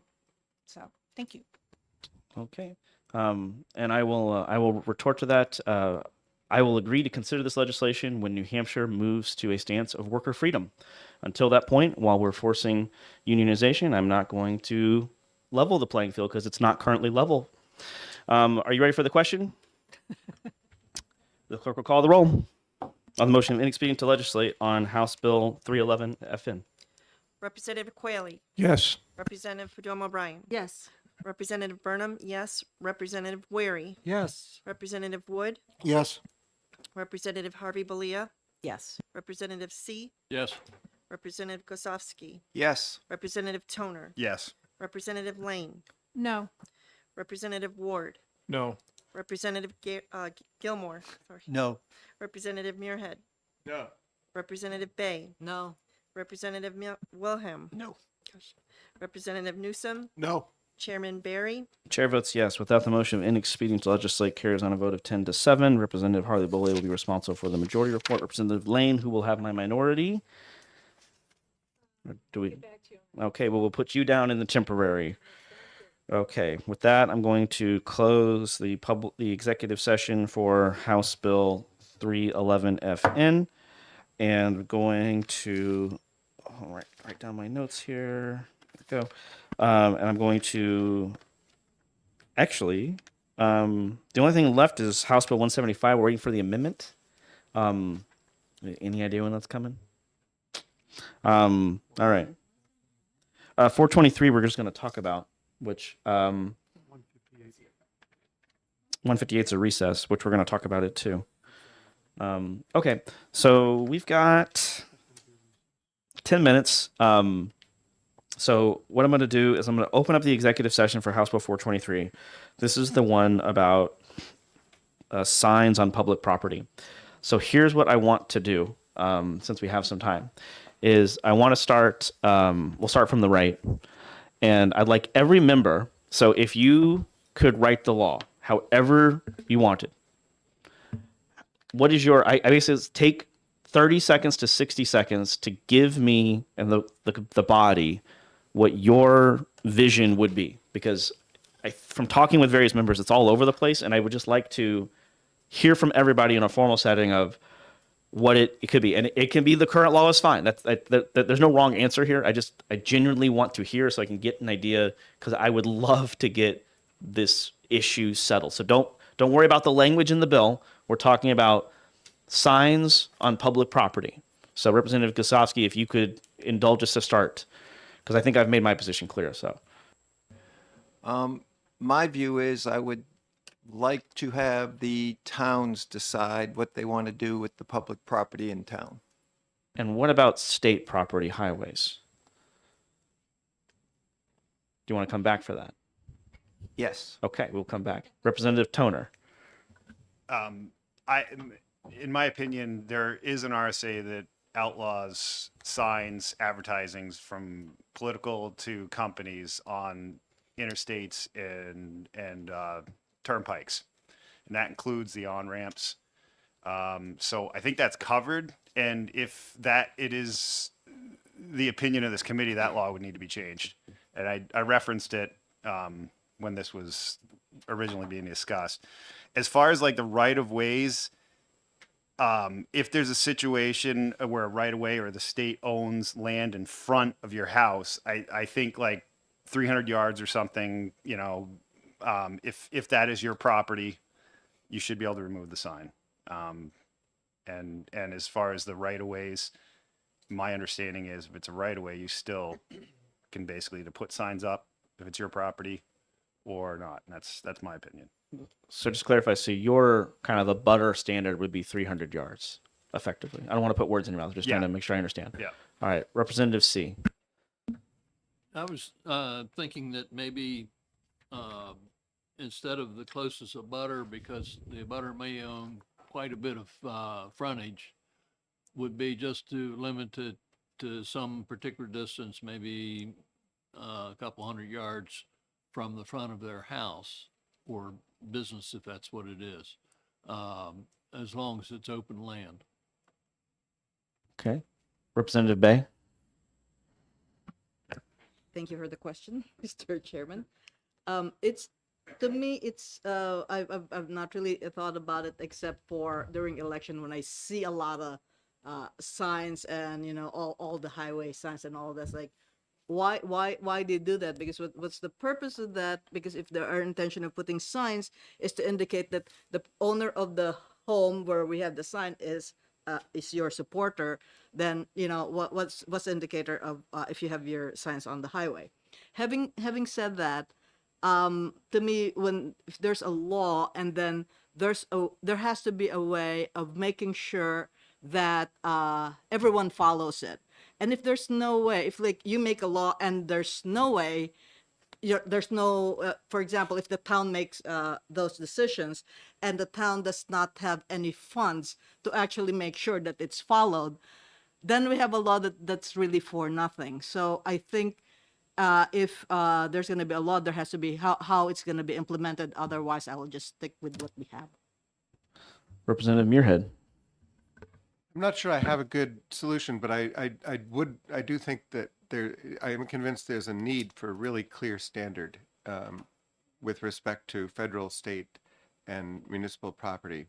I might just note that the simple idea that the background condition is that signs are not allowed unless explicitly permitted by the state or locality might be problematic for many, many residents who live on state highways because the state right-of-way extends pretty far into their front yards. And so they couldn't put their own signs on that property adjacent to the street in a visible manner because they technically don't own, that 15 or 20 foot swath of ground. So just to throw out that complication, but I do think, it's worth continuing to hammer this out. Representative Freedom O'Brien. I always look at the signs that are out and think about where they're placed. Is it on someone's property or is it elsewhere? When it's on someone's property, it means a lot more to me. But I may be looking at this, it might be inside baseball in a sense, because I look at it a little differently than most people. Just no signs on public property. And I know that's going to be difficult for communities who have traditions. But that's where I'm at. Representative Harley Bolio. Thank you, Mr. Chair. Thank you for the question. I think at a bare minimum that we should definitely allow a homeowner to remove the signs that are placed directly in front of their home. And I know Representative Weiler was concerned about that he's on a corner, and so if the sign is in front of the house, and it doesn't have to be the facade of the house, it's fine. And then there was, and the other bill is talking, there's several bills that talk about butters. Butters is not the correct term as far as I know. I looked it up. And a butters can be across the street, so you could have two people. So if you leave it to the abutter to decide, it should be adjoining is the language they're looking for, adjoining property. Abutting can be across the street. So you could have a conflict with two different people who are both equidistant. But I did go and I made up these drafts a while ago, which if you want, but it's taking Senator Gray's bill about clarifying the ban on state property signs, and then adding the bit about homeowners being able to remove signs. And then, yes, I think public property, no signs, but that's just me. Thanks. Representative Wood, who has a position, stark opposition to my own, but let's hear it. Yes, I don't think there's anybody here that likes signs as much as I do. First of all, our town already bans signs. However, they don't enforce it. And we have what is called the First Amendment rights. So people who have just a point seem to get actually better locations than people running because we're just politicians. Frontage, if it's in front of somebody's property, get rid of it. Everybody understands the frontage in front of their house. One of the few things I have to describe when I was on the zoning board or the planning board. If it's in front of your house, remove it, throw it in the trash. So I don't understand what happened before, but that's how I should go. I don't think we should change the law. Actually, the state does a great job. Love the DOT. We visit them about twice a month. And they've taken down signs. Pretty much they give us guidance. They'll give you guidance. It's pretty hard. Almost all the land is either state-owned or town road when it gets near the road. I put signs up on friends' houses that I believe they're the only ones that see it because that's the way property works in Pittsfield and actually Chichester. We get a lot of things off the beaten path. So when this bill came out, I looked around and almost any place you would put a sign is on state or town road. The town doesn't maintain what they have now. We have signs on poles. We have signs for people, sightings and all that stuff. Those are illegal. They don't even take care of those signs, which I'm not blaming anybody. I'm just saying those are the part of the nuisance. The other thing is that this is pretty clear that after the election, you take them down. And I pretty much take down any political sign after that period. I just go out and Cyril, my friend Cyril is out in the audience, and we go out and we take down the signs, both sides. By the way, we take down both signs. After that, I think it's a Friday, 2 weeks after. So I think we can handle this with the current law. All right, Representative Ward. Thank you. I would agree with the idea that cities and towns can make up their own minds about these things, and seems to work out in a kind of time-honored traditional way in our town. State law I don't have an opinion on yet. I'm waiting to be educated. Representative Quayle. Thank you, Mr. Chairman. I'm particularly interested in the idea of ensuring that homeowners can remove signage from municipal rights of way or state rights of way on property that adjoins their property. Now, I'm particularly interested because I have a couple of situations like that on my own property. I have several hundred feet where the town, I looked at my deed, the town owns the right of way for the street I live on. And the only way I can, and where exactly that is very difficult to determine on the ground, because it's a seamless patch of ragged lawn that goes out to the edge of the asphalt. I have a similar situation because I also live on State Route 119. One portion of my property, the property line's defined as the U.S. Geodetic Services, it's like the 1,030-foot elevation line. Try finding that on the ground. And in another portion of my property, it extends to the New Hampshire highway boundary marker, which I think I found. It's a broken concrete stump. So if I could legally remove signs that people have put up adjoining my property, not in my case, because I'm not going to get in a conflict over something like this, but I think it would reduce the potential for conflict around the state between candidates and property owners whose property adjoins where the sign is. That's what I would like to see put into effect. And I like the use of the word adjoin because I think that's much clearer than a butter in this instance. Okay. Well, you. it's 11:20. We're going to come back to this, so everybody over here gets to marinate on their opinion a little longer. But it's 11:20, so we're gonna exit executive session. And we're gonna open up the notice public hearing for House Bill 308 FN, requiring the election checklist to have a column to annotate if a non-New Hampshire form of identification is provided. And I'm going to recognize someone. Do we have a pink card for 308? Who's here for 308? No one? This is going to be the world's shortest hearing. Uh-oh. So who else is on the bill? Oh, single dispenser sponsor. Okay, doesn't look like the sponsor's here. Representative Toner, can you get up and just introduce House Bill 308? You don't have to take any questions. Just read the title, say you're here to introduce it, and sit on back down.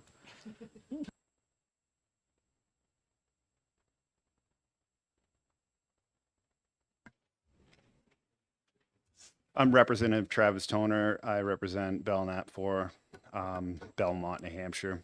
I'd like to introduce House Bill 308 FN, which is requiring the election checklist to have a column to annotate if a non-New Hampshire issued form of identification is provided to vote.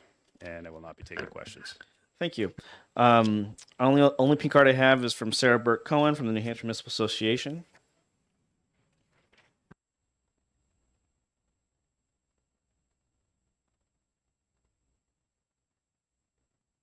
Good morning still. My name is Sarah Burke Cohen. I represent the New Hampshire Municipal Association. We oppose HB 308. We feel that it is burdensome and unnecessary. It will add more confusion about types of ID as is actually necessary, and it's adding more factors to a report to an already confusing process for those that are running the checklists. I'm open to questions. Are there questions from the committee? Seeing none, thank you. I don't have Representative Dusovsky. If you could grab the blue sheet for me. Online was 22 in support, 220 opposed, 0 neutral, and yes, fluoride made a reappearance. Grab this blue sheet, which is it blank, Representative Gazowski? All right, it's blank. So with that, I'm going to close the public hearing on House Bill 308, and we're going to reopen the executive session on House Bill 423. While the clerk are you ready to give your opinion on signs and public property, or would you like me to go? I can give my opinion. Okay. So I think that it should be left to the towns and cities. I represent a town with 2 villages and a city ward. So the city ward has their own rules where you can't place signs on their public roads. So it all has to be done by permission of an owner of a business or a home, which makes it really difficult when you're not from that area either. In my town, we have 2 major roads, which are state roads, and we have the Spalding Turnpike that runs right between us. So those are the only roads that we really have that are available for the public to see, unless you're taking back roads to your home.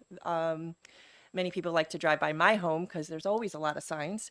But I think it makes it really challenging for the individuals that are running locally as well to have another law that they may not be familiar with and that they're breaking. And to be imposed on the local authority to follow those procedures. I think it should be left to the towns and municipalities where it's at. I think the state is doing a great job. They allow us to have signs along the road. None are on the on ramps or off ramps.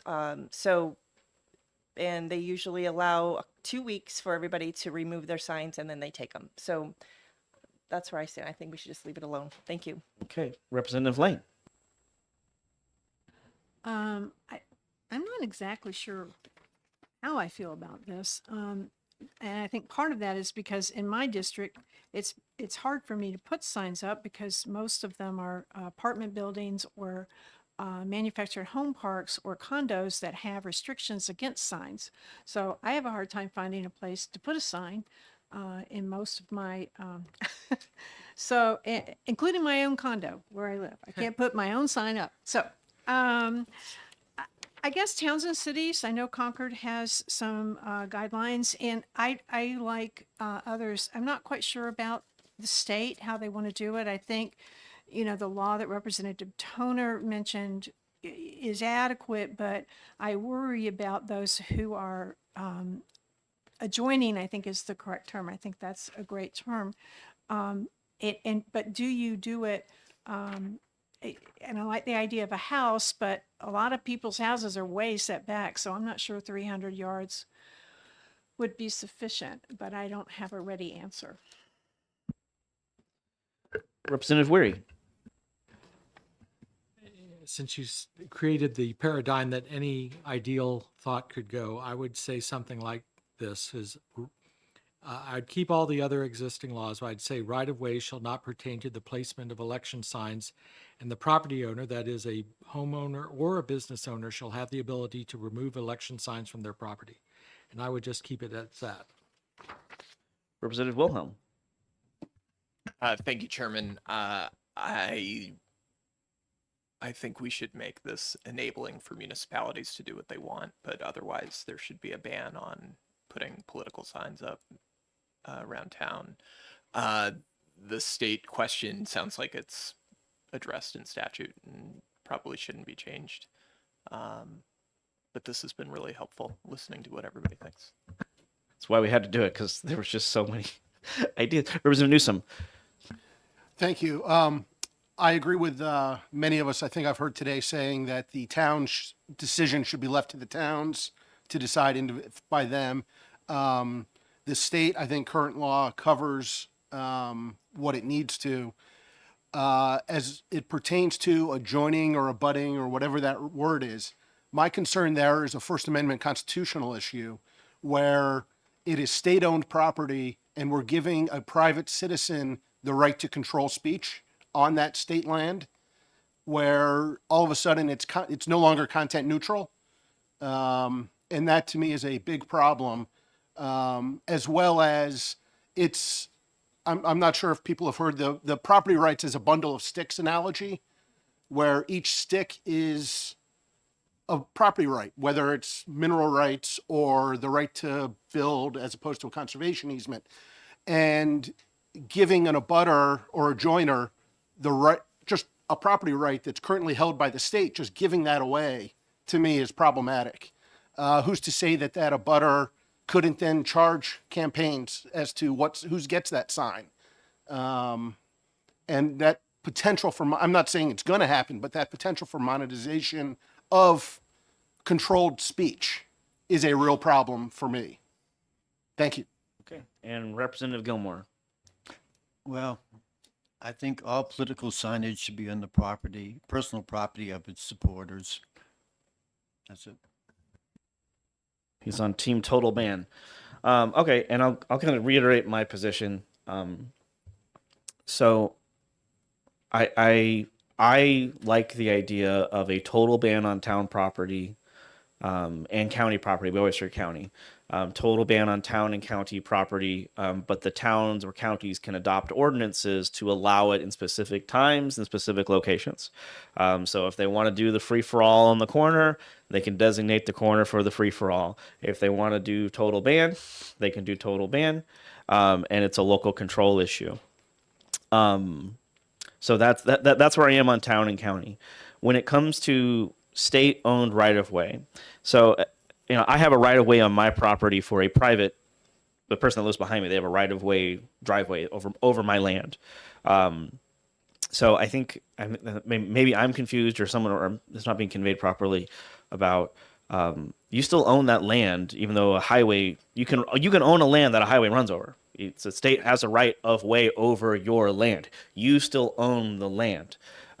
So I think that's where I think we need to clarify what we're talking about there. If I own that land, I should be able, even if there's a state-owned right-of-way, I should be able to put my sign on that land because I own that land, provided it's not blocking a sight line or causing some sort of traffic hazard. But I own that land. The state happens to have a highway over it, but I own that land.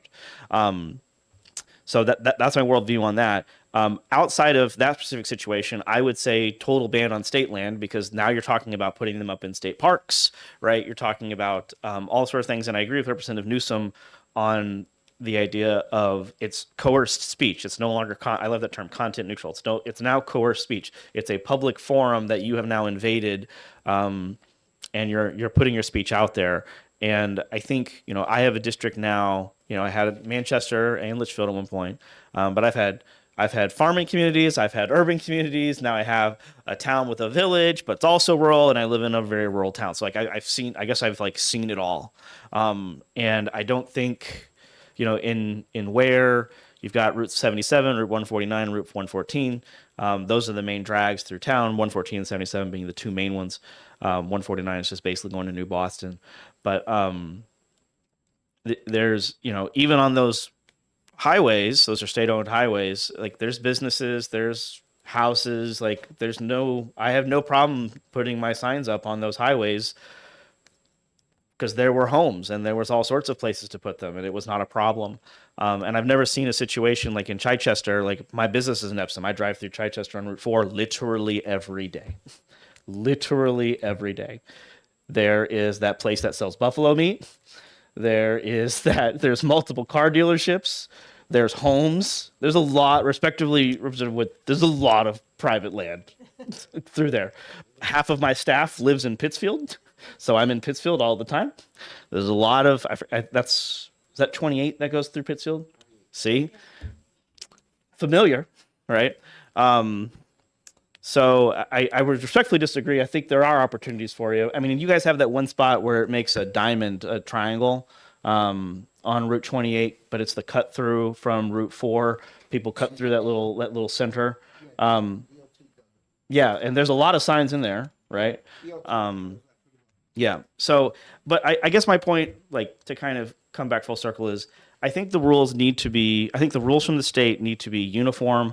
I am wary about getting into this world of a joiner and a butter, because then it's going to create conflict. But I do sympathize with the argument of, if somebody puts a sign and it looks like it's your house, but if we ban it on state property totally, then that's not really a problem anymore now, is it? Right? So I don't know. That's where I'm at. Representative Potenza, you're here. We've already done your bill, but I will allow you to introduce it if you'd like. If there's not an objection to reopening the public hearing for it. I don't have an objection. It's just when we come back, I have a clarification on the easement piece for you. Yes. Okay. So I will come out of executive session. We will reopen the public hearing for 308 for a, introduction. Got to press the button there. Thank you, Mr. Chair. For the record, Representative Kelly Potenza, Stratford District 19. I'm so sorry. I was looking, we were in exec session, and I was looking at the clock and looking at my schedule and, and realizing I wasn't here in time.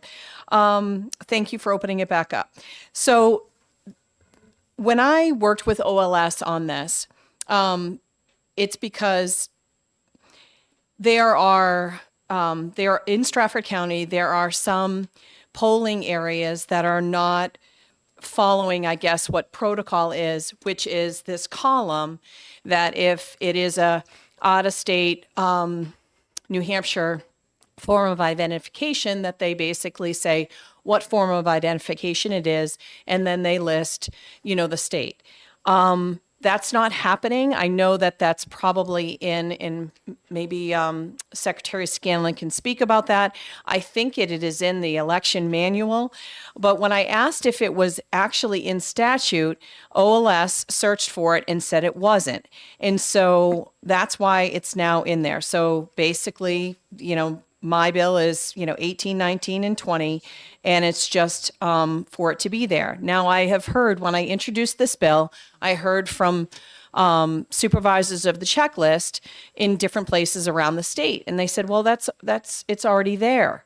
But the problem is that it's not consistently being used or utilized. So I put it in statute for that reason. I know that column is there, but it's not necessarily being used. So, for example, we had a poll challenger that was that spoke to 4 people as they were checking people in. This was in Durham, for example, and they were not familiar with having to do that for any other identification that was outside of New Hampshire. So some people did it and some people didn't. And so that's the reason why it is here right now. Secretary Scanlon, would you speak to that? Could you speak to that? Well, that's I don't know if we can do that. I don't know if you could Yeah, do that taking it from because the it would audience. be very important to kind of understand where it is in the election manual. Not necessarily he knows that off the top of his head.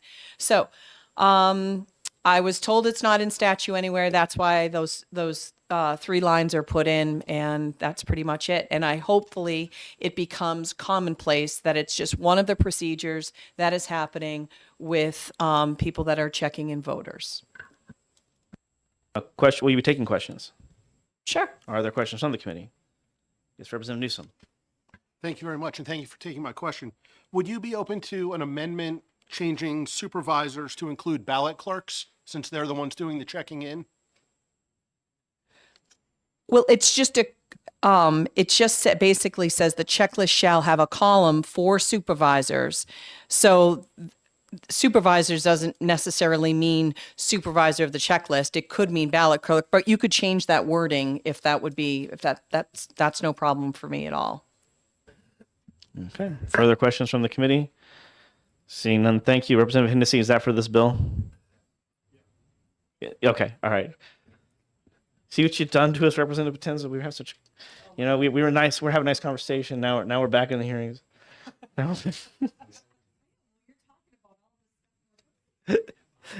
All right.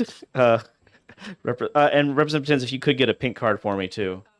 And Deputy Secretary Hennessy, thank you for this 308 Part 2. Thank you, Mr. Chair, for allowing me to speak. Members of the committee, my name is Erin Hennessy, Deputy Secretary of State. I was waiting to testify to hear what the intent of the legislation was from the sponsor. So now that she did give her intentions, I just want to point to the section of the law that is not addressed in the legislation. There is a different section of the law that goes over what happens on election day. And 659.13 is the section. And in that section, it does say, sorry, I have to put my cheaters on. The ballot clerk shall record the state of issuance on the checklist in accordance with uniform procedures developed by the Secretary of State in a color designated for such entries. Shall record the state of issuance of the voter's driver's license or identification card in the statewide voter registration, centralized voter registration database within 30 days of the election. So the ballot clerks do mark what state, if it comes from an out-of-state, the ID is from currently on the checklist, and have to record that in SVRS when they upload the information. But I noted that in the legislation, it was asking for some additional information, like what kind of identification was used. So if that is the intent much like another bill that we discussed on Friday in the subcommittee, there may be some additional space that is needed on the checklist. And when additional space is needed, if you've ever looked at a checklist, it already has a lot of information on the line. We may need to put an additional line, which could double the size of the checklist. So if your town has 1,300 pages currently for a checklist, it could cause 2,600 page checklist to be printed out. Will you be taking questions? I'm happy to take questions. Okay. Are there questions from the committee? I have a question if no one else does. Do we release a report on, I'm going to switch over to 659 since it's the same subject. Do we release the report of the states with the do we release an aggregated report for which states we're seeing the IDs from? My understanding is no, we've not released one, and the chair of the subcommittee has asked me to look into that to see if he could get a report. So that's on my to-do list. Okay. Any other questions from the committee? Okay, that's it. All right, so we will reclose 308. And then it's 11:40, so we don't get to talk about signs anymore. I know you're devastated. I actually am. For what it's worth, I actually enjoy that conversation. So, if you're bored by it, I'm sorry. We're going to keep doing it. I think it's worth discussing more. I'm going to open up the executive session for House Bill 130FN relative to arrangement of candidates on primary election ballots, and I'm going to recognize Representative Flanagan for the purpose of introduction. I'm sorry, did I say exec? I meant hearing. My apologies. We are in a hearing. We're going to hear things.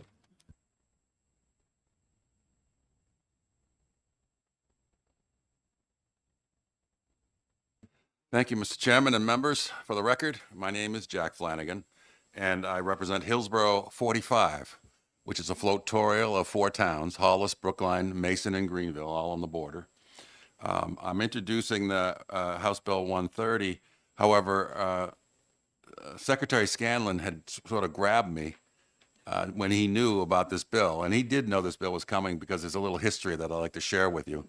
I ran in 2022, and I was primaried, and with a 4-town floatorial, and the way the system worked, the same person was first on the ballot in all 4 towns. And I had went in front of the ballot commission and said this was wrong because most people, when you get that far down the ballot, they just check the first name. Well, they reminded me that it was legal, completely legal, and Secretary Scanlon was there. But they reminded me that I was probably going to win. Don't worry, I can change the law once I get in. Well, I didn't win. And the person that beat me beat the opponent by 6 votes. Now, I'm proud to say that I beat the incumbent by 835 votes, but it just seemed like it was 4 years too late. But anyway, after introducing the legislation, or the bill, excuse me, the secretary brought it to my attention that he wanted to look at it and massage it a little bit. And who am I going to deny the Secretary of State looking over my bill? And he made the changes, and I do have an amendment, Mr. Chairman, if I could introduce that to the committee. Yep, that's permissible. It's going to be 2025-0423H, and I'll provide a copy to all the members. And if it's got a little ink on it, I I'll tell you what. apologize. Let's have you discuss the amendment first, because Sure. they're not going to be able to read it and listen to it at the same time, anyways. So It's very brief. okay. Yeah, just go ahead and do the testimony for it first, in the interest of time, if you don't mind, and then we'll distribute it, or the secretary can hand it out. Yeah, I don't like distribution of materials in hearings, so I understand.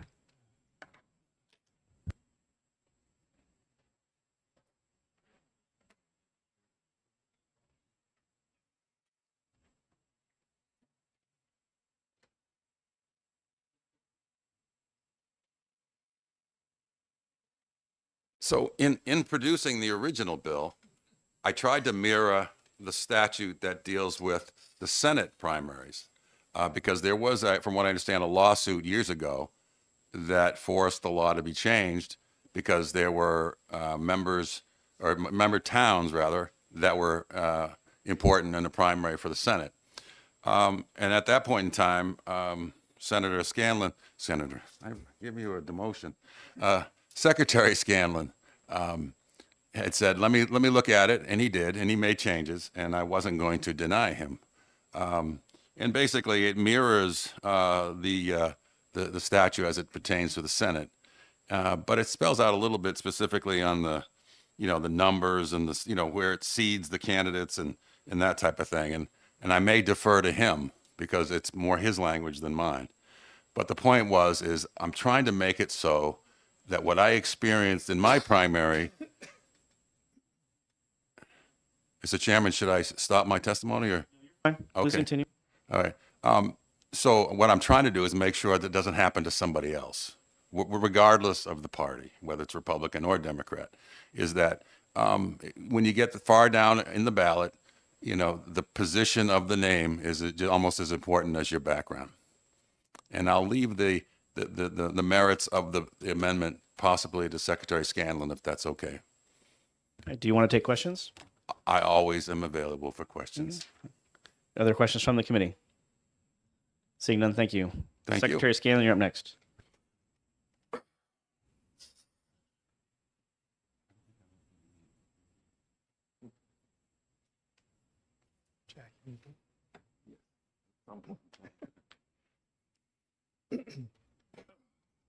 Thank you, Mr. Chairman, members of the committee. I'm David Scanlon, Secretary of State. And I want to comment on the rotation that is called for in, let's just start with House Bill 30 as it was introduced. Right now in New Hampshire, every polling place, every town that's a polling place, and every city ward that is a polling place, doesn't matter whether they have additional polling places in those, in a town or a ward, every town or city ward has its own unique ballot.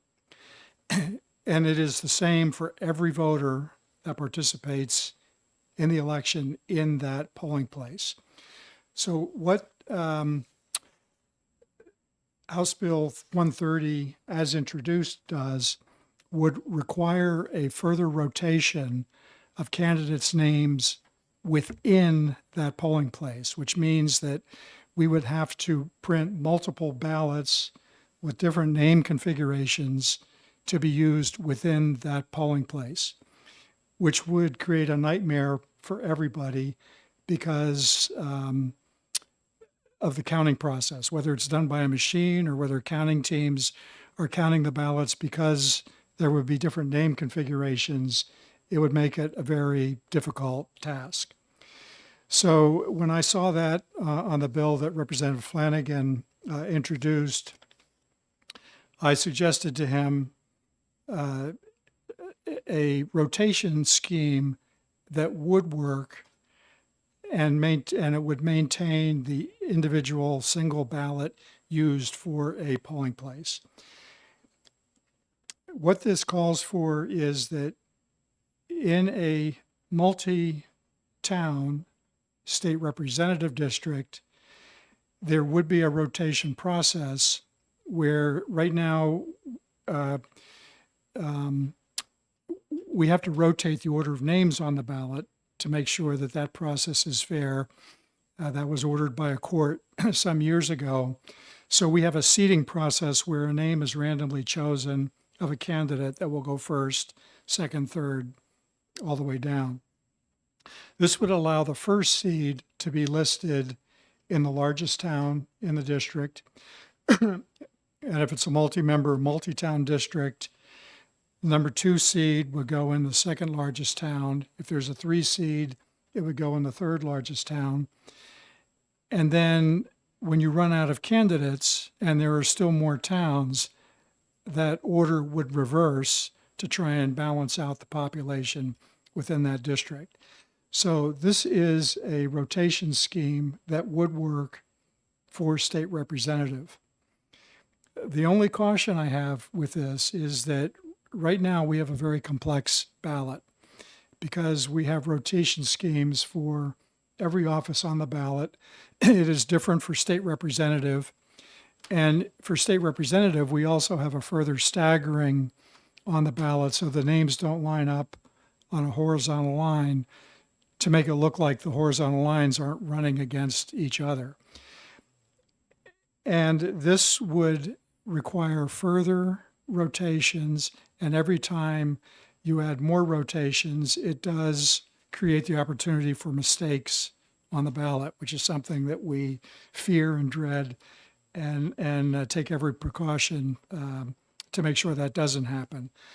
But it is a concern. So bottom line is the language in this amendment, I think, would work for further rotations for state representative on a state primary ballot, but it does not come without the complexities and the additional proofing that will be required to make that happen. So with that, I would be happy to answer any questions. Representative Weary? Thank you, Mr. Chair, and thank you, Secretary Scanlon, for taking my question. Just on line 12, should that be with followed by the next to last seed? It seems I think that might be a error. Is that an error, or am I reading that incorrectly? Just tell me which line you're Oh, on yeah. again. So in 11 to 12 of the amendment, when it goes in continuing sequence with the last seed followed by the last seed, and continuing in reverse order until the number of towns is exhausted. Should that say instead something like with the last seed followed by the next to last seed and continuing in reverse order until the number of towns is exhausted? I believe you're right, yes. Okay. Otherwise, it reads like a Groucho Marx. Yes, yeah, good catch. Thing, so. Further questions? Representative C? Thank you, Mr. Chairman. Thank you, Secretary, for taking my question. Do you know how many multi-town districts or multi-ward districts there are that would be affected by this? I don't. I can try and figure that out for you. I don't have a number. I will add that, there are many single town multi-member districts, and this legislation obviously would not impact those. Representative Toner? Thank you. Is this going to cause, what is your estimation on what is it going to cause your office to do this? Just a little more manpower. The proofing, we spend a lot of time proofing the ballots to make sure that they're correct before they go to press. And occasionally we don't catch everything and we have to do a reprint of a ballot when, a mistake is found. But this will add additional proofing time that'll be required in the ballot production process. Further questions? Seeing none, thank you. I don't have any more pink cards. So online we had, see if the Florida people made a return. They did. 7 in support, 15 opposed, 1 neutral. With that, I'm going to close the public hearing for House Bill 130. We'll go to lunch early. Great day. I'll see you guys back at 1 o'clock. Staying in recess until 1. There was nothing on the blue sheet.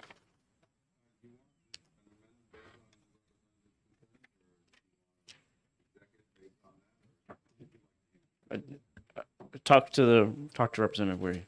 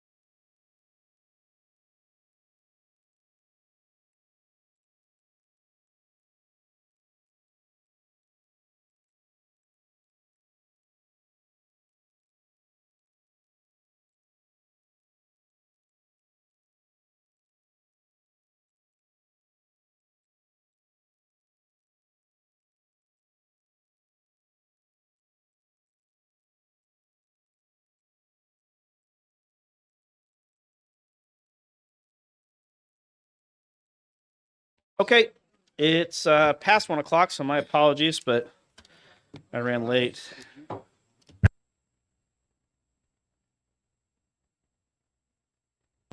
Okay, we're going to open the public hearing for House Bill 714. Let me read the title. Creating a single primary ballot and recognize Representative Muirhead for the purpose of introduction. Representative Muirhead, welcome. Thank you. I'm Russ Muirhead. I represent Grafton District 12, which includes Etna, Lyme, and Hanover, New Hampshire. I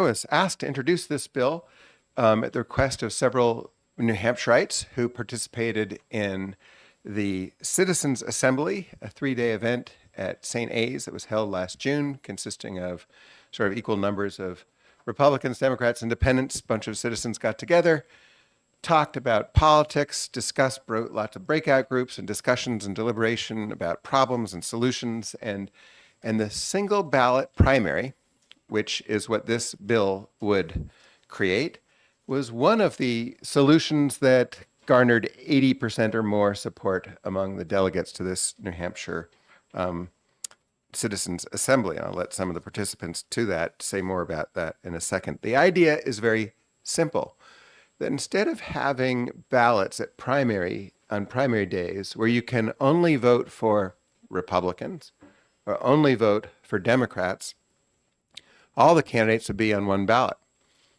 And every voter would have the opportunity to vote for any candidate. A voter could vote for a Democratic candidate for governor, could vote for a Republican candidate for the executive council, Republican candidate, or maybe even an undeclared candidate, independent candidate for the House. So they could pick the best candidates regardless of what parties those candidates identified with. And the 2 top vote-getting candidates would go on to the general election in a district where there's 1 seat. That's the idea. It's very simple. Some people call it a blanket primary. Some people refer to it as the Alaska model because it's used in Alaska. And some might call it a nonpartisan primary. And the principle behind it is that when taxpayers pay for elections and the state administers elections, then every citizen should be able to vote for any candidate who's in that election. Right now, the state's paying for and administering a party selection process for the parties. It's a huge subsidy to the parties. And voters have to compress themselves into one of the parties in order to participate on primary day. As you well know, 40% of New Hampshireites do not identify with a party. And for those people, they have to say, at least for that moment that they're voting, well, I'm a partisan in order to participate in the primary. And there's, of course, a huge disconnect, not just in New Hampshire, but more so, I'd say, really in the country, between citizens and the people who represent them in legislatures, which is why public opinion of legislatures, which should be the most esteemed and most powerful branches, Article 1 is the legislature, should be the most esteemed and powerful branches in constitutional democracy, are the most despised branches of constitutional democracy today. And you look at New Hampshire, 40% of the state, 40% of the citizens refuse to identify with a party.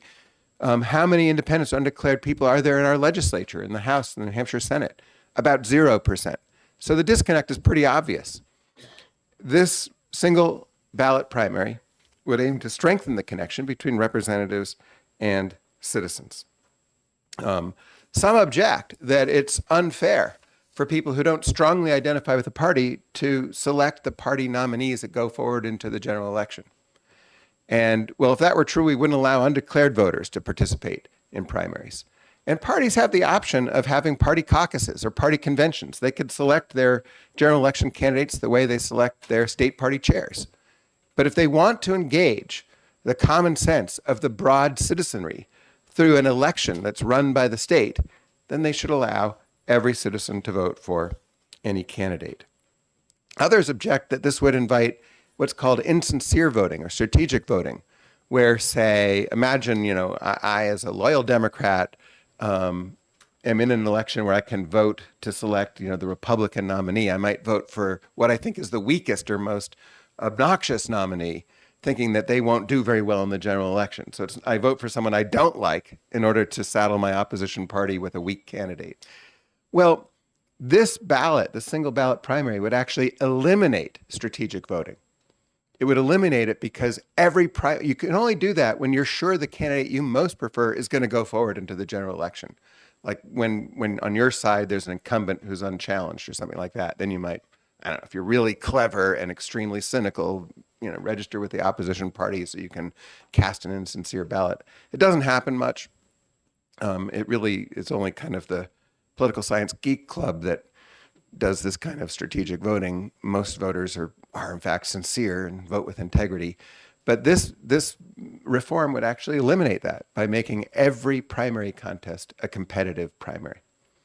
You can never be certain that your preferred candidate is a shoo-in and is going to go on to the general election. So I think that by making primary elections more compelling, turnout will increase and the common sense of the citizenry will be brought to bear with more effect on our elections. And I think that would be altogether salutary.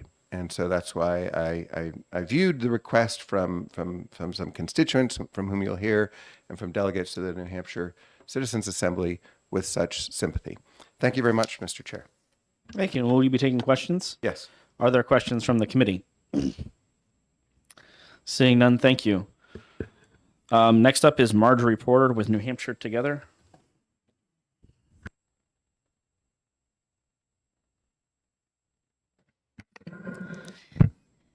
Good afternoon, Chairman Berry and members of the committee. For the record, I'm Marjorie Porter. I live in Hillsborough, and it wasn't too long ago where I was sitting in your seats as a representative, trying to represent my constituents and make decisions that I hoped would make their lives better. So I appreciate how hard you work, and I thank you for listening to me.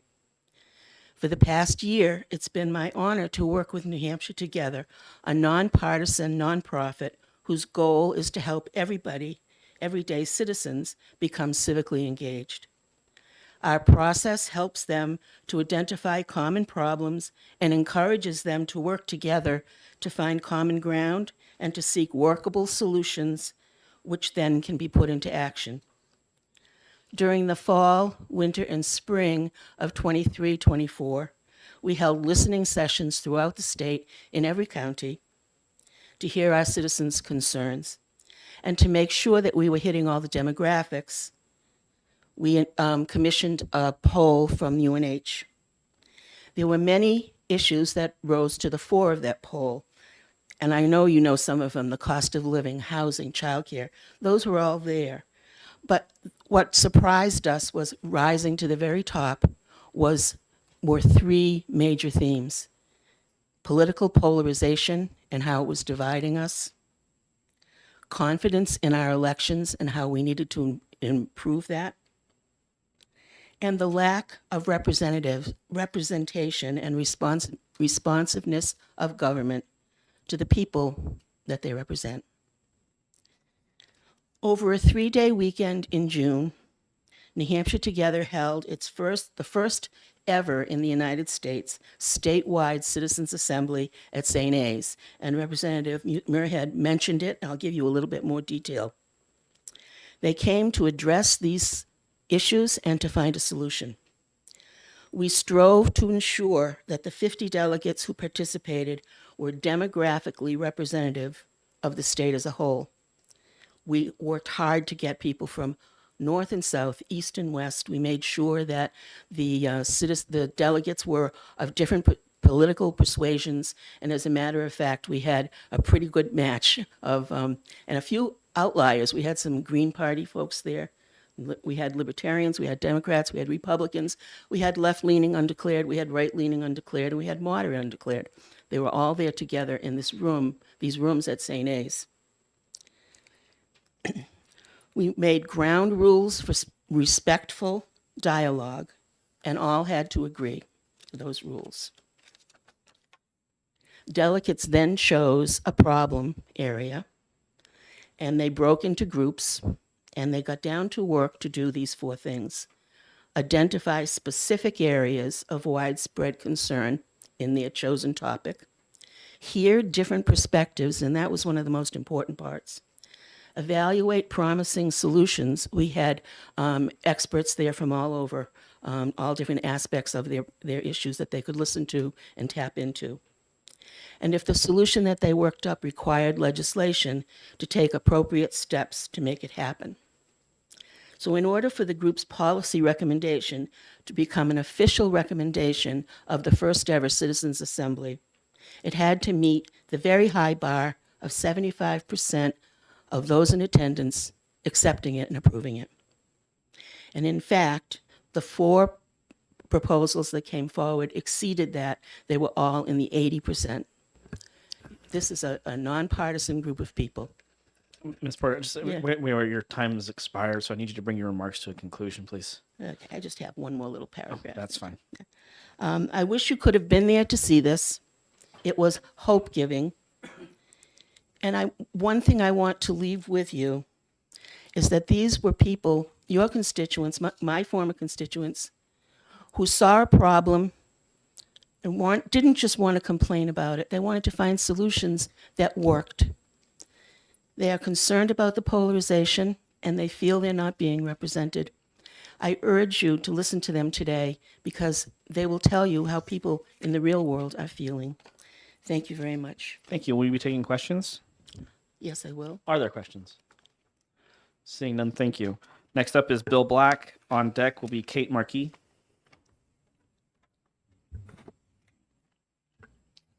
Mr. Black, welcome to Election Law. Thank you very much. Thank you for inviting me here to testify in support of HB 714. I am a retired physician and researcher from Hanover, New Hampshire, and I also work in as a volunteer in the elections. We just went blank. I was also a volunteer delegate to the Citizen Assembly that you just heard about this past June.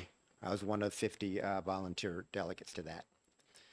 As Mr. Murhead said before, the single ballot primary, with a single ballot primary, the separate Democratic and Republican ballots would be replaced by a single nonpartisan ballot for all statewide and congressional primary elections. The single ballot would include all the candidates from all the parties, and each candidate would have the option of including a partisan affiliation by their name. The single ballot primary would provide benefits to the voters, to the candidates, to the elected representatives, and to the general public. For undeclared voters, the single ballot primary would allow them would eliminate the need for them to declare a major party before voting. For all voters, it would allow them to vote for any of the candidates from any of the parties. For the non-major party candidates, it would make their filing requirements more fair. For the major party candidates, it would help them compete against the more partisan members of their own party. And the single ballot primary would have the effect of encouraging all the candidates to appeal more broadly to their constituency and to use less inflammatory rhetoric and fewer false claims. Mr. Black, your time has expired. I'm going to ask you to bring your remarks to a conclusion. So everybody knows we operate on a 2-minute public testimony clock in election law. Okay. So I'll just finish with the fact that even for elected representatives, what it would do, it would allow them to vote their conscience and to represent their constituency without the fear of being primaried from a smaller, more partisan special interest group or an out-of-state special interest group. And for the public, this is my last sentence, for the public, it would reduce partisan polarization and it would improve political representation and the responsiveness of their government. Okay. Will you be taking questions from the committee? Yes. Are there questions from the committee? Seeing none, thank you. Secretary Scanlon, would you like to go now, or do you want to wait till the end? Okay, that's fine. Next up is Kate Markey. After that is Tiani Coleman. Hello, my name is Kate Markey. I live and own a business in Manchester, serve on our Housing Commission, and am a member of our Rezoning Steering Committee. I have also been an election worker and served as a selectman, which in Manchester is basically an elected election worker. So I'm here to support House Bill 714 to create a single primary ballot. As an election worker through several election cycles, it has been my experience that primaries cause frustration among parts of our electorate. I cannot count how many times I've heard, I just want to vote for this person, and I don't care what party they're a member of. With the number of undeclared voters in our state easily outnumbering the number of registered Democrats or of registered Republicans, this is an opportunity for New Hampshire to lead in ensuring the people's vote directly chooses our candidates regardless of party. I also participated in the New Hampshire Together Citizens Assembly and was a member of the group tasked with exploring policy that would reduce electoral polarization.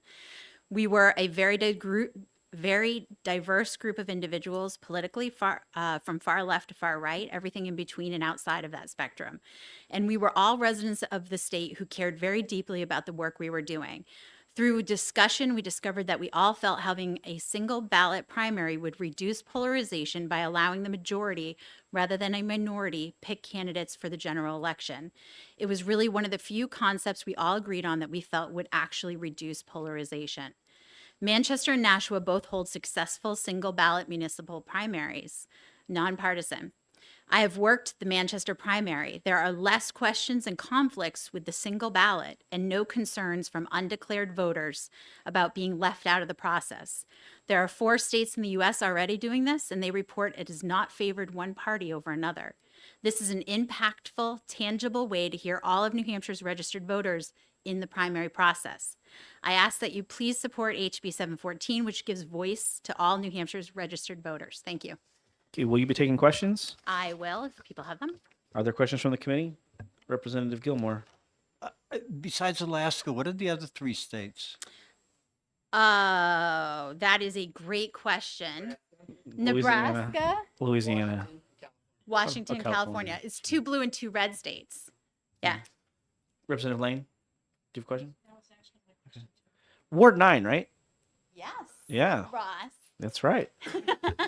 See, look at that. Great memory. Next up is Rep Reed. She gets to cut. Sorry, we let the rep because we're in committees, so I usually let the representatives cut. I apologize. Treat them all fairly.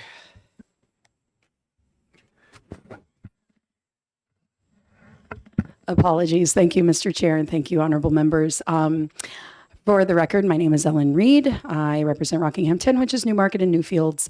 I am in support of the concept of the bill. I am a supporter of open primaries. However, I believe as written, and I know that this was worked on by a number of people, as written, this could cause more harm than good if the committee is serious about the concept of an open primary. You're not going to like what I have to, or some of you won't like what I have to say. So the problem that I see is that what we call single party sweeps. So for example, we are familiar with multi-member districts as state reps, and you may have a district that is 60% party orange and 40% party purple. And you have multiple seats, and this is a multi-member district because you have a top 2. So it's like having a 2-member district, right?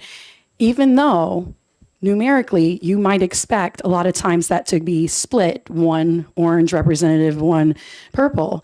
You often get that 60% determining all the winners. So you may, for this purpose, end up with only 1 party represented on the general ballot. Depending, even if the votes were only like 55% in favor of 1 party, that's 45% of people whose voice isn't being heard for the purposes of candidates on the general ballot. and I'm sorry if I was drawing an analogy that got confusing. I was relating the concept of a primary to the general ballot the way we relate a multi-member district, because what you have is when you have top 2 or top 3 or top 5, you essentially are creating a multi-member district. The other thing is that we already suffer from a decreased turnout in primaries, and what this does is amplify that problem. There is a way to get around that problem and around the problem of having the single party sweeps, and that's to make the results proportional to the votes. And this is where I might get pushback. There is an easy way to make that proportional, and it's called ranked choice voting. I promise I am not simply testifying to talk about ranked choice voting, but an open primary without ranked choice voting has the potential of amplifying the very small voice of people who turn out into a primary, not just the people who turn out to a primary, but a narrow majority of people who turn out to the primary are dictating all the people on the general ballot. But if you do with ranked choice voting, there's 2 ways to do it. You end up with proportional representation on that general ballot. So now you have the 45% or the 35% getting some selection that appeals to them on the general ballot. So you can either do single transferable vote, which is what ranked choice voting is when it's applied to a multi-member district. So if you had like a top 4 or top 5, you could do single transferable vote, or you could simply set a threshold, say 15%. And any candidate who gets over 15% would end up on the ballot. So that wouldn't be a top 2 or top 3. That would just be whoever gets over 15%, which would be between 2 and like 6 candidates on the general ballot. Representative, I'm going to have to ask you to bring your remarks to a conclusion. We've gone over your All time. right. With that, I'm happy to take questions. I see issues with how it's being proposed to be enacted. I don't like the idea of having only one party on the general ballot, which would become a problem.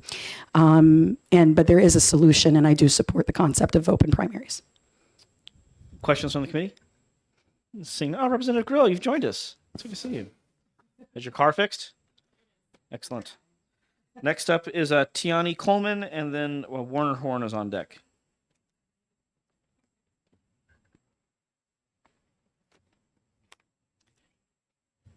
Hello, I'm Tiani Coleman, and I'm here today in my capacity as myself, an independent voter, as well as a leader of a nonpartisan citizen group called New Hampshire Independent Voters.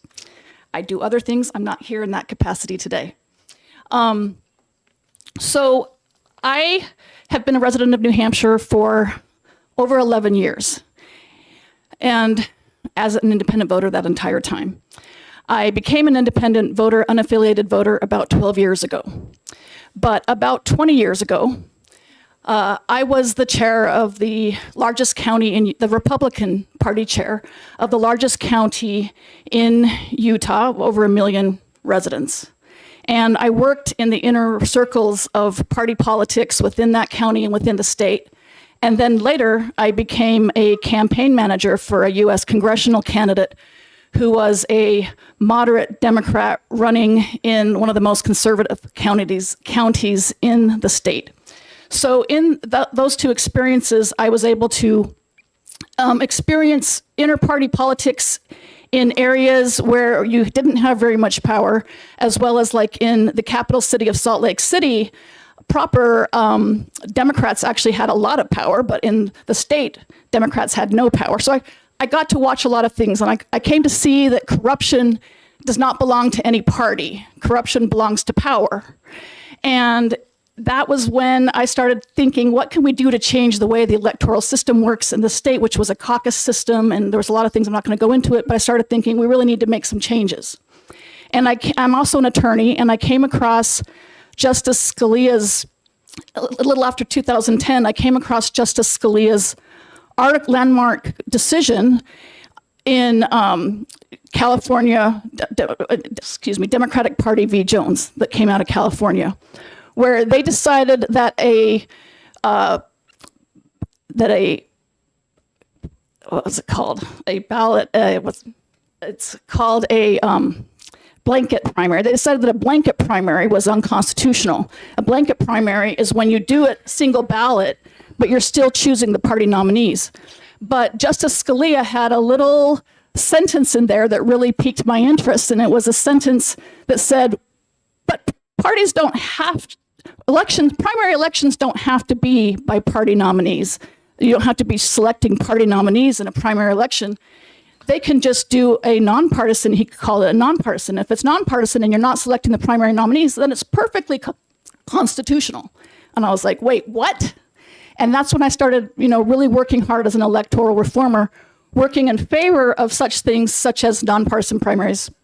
So I favor nonpartisan single ballot primaries because independent voters' rights are very important. And a law review article in 2019 and I got to get you to bring your remarks to a conclusion. Your time is way past. I'm trying to get your attention. Oh, that's really too bad because I have so much more to say. But let me just say, let all voters vote. Independence and the expansion of voting rights in the United States is a very important law review article, Taro Law Review, where they talk about how the rights of independent, unaffiliated voters is one of the new frontiers of the civil rights and the voting rights struggle. And as an independent voter, and as independent, and people who are independent candidates really need to have a level playing field in electoral politics to be able to open up the market of the political system. Right now, we have a closed market, and the state is funding two parties.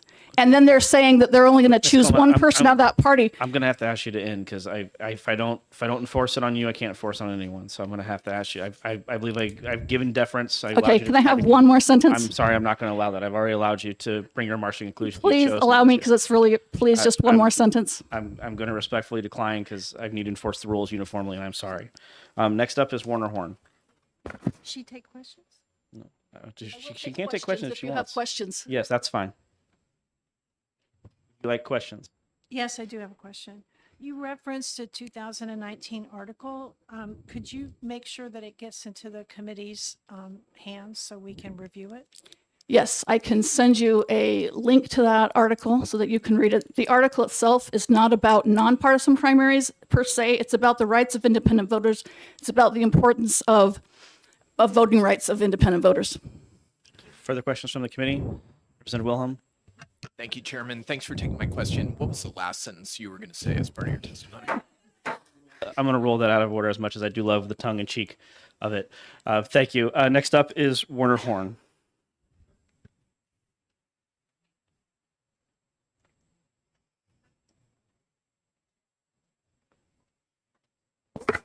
Welcome to election law. Thank you, Mr. Chairman, members of the committee. For the record, my name is Warner Horn, and I'm going to help the committee by not repeating all of the excellent points you guys have heard already. Instead, I'm going to give you my feedback on the Citizens Assembly that took place in June through the eyes of a former legislator. So I went to the committee. I was intrigued by their offer of civil discourse about all sides being heard equally.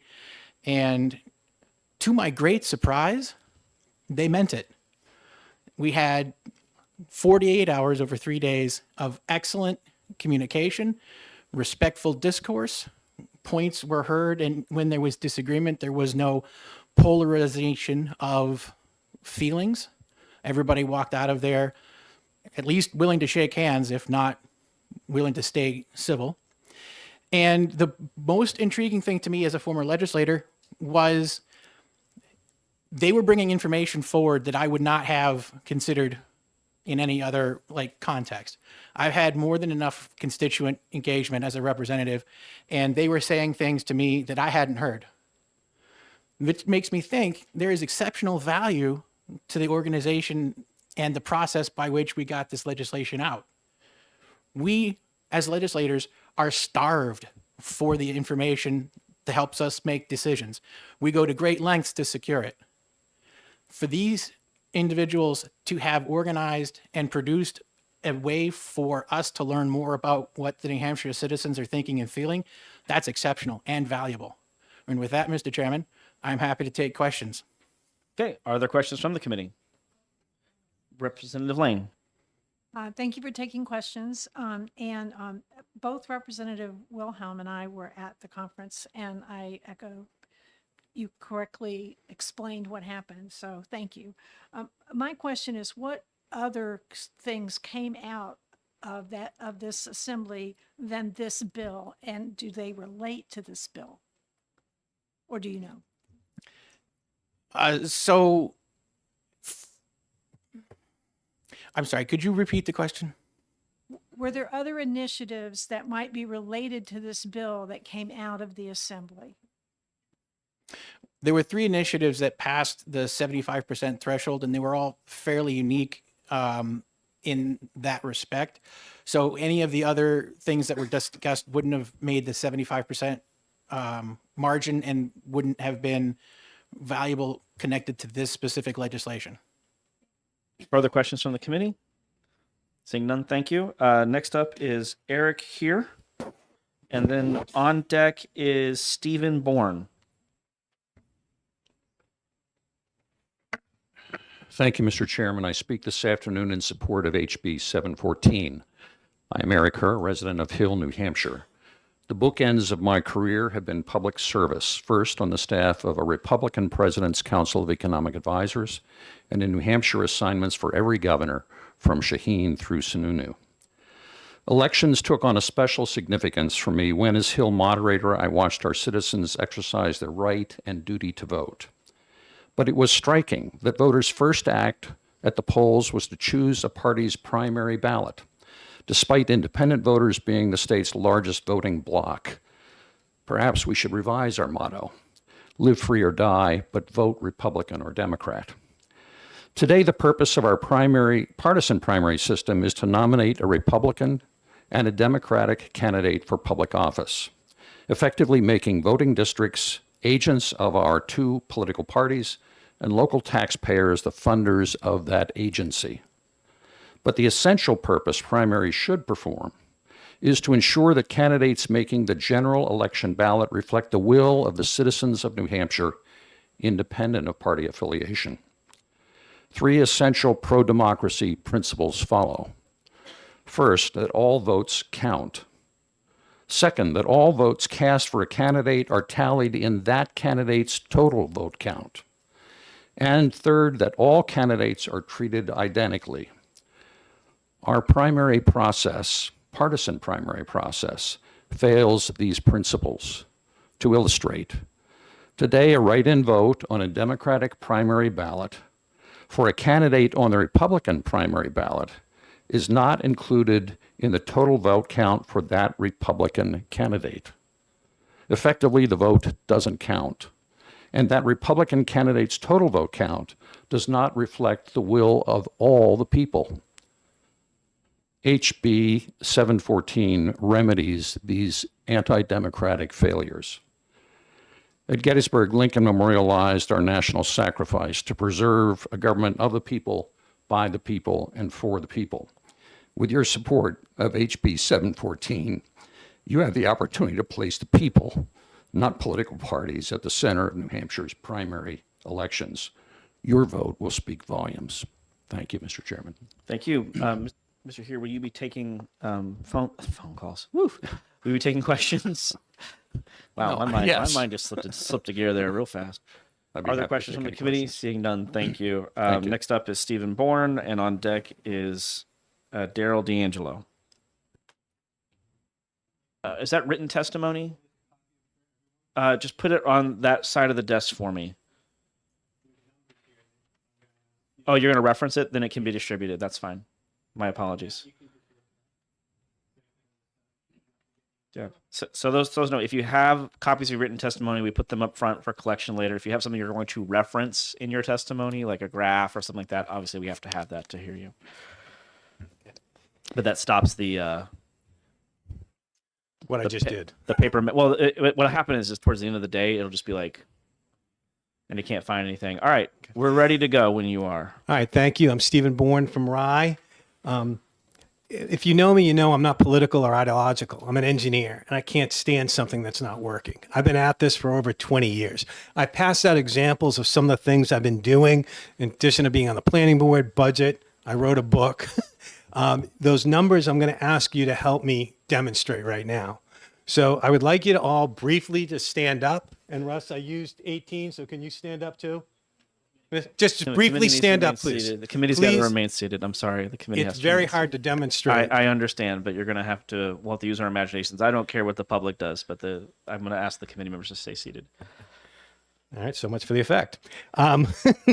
If everyone stood, all right, the points I was going to make that you represent the 1.1 million registered voters, or about 96% of the people who've registered to vote. All right, our common goal should be have 100% of the people participating in all local and state elections. All right, with the one goal of managing our government better. In November 2024, we only had 75.5% of the people, registered voters, vote. So it's going to have 4 of you sit down, Russ and 2 of the others. Okay, now you get a picture of that besides looking at it. All right.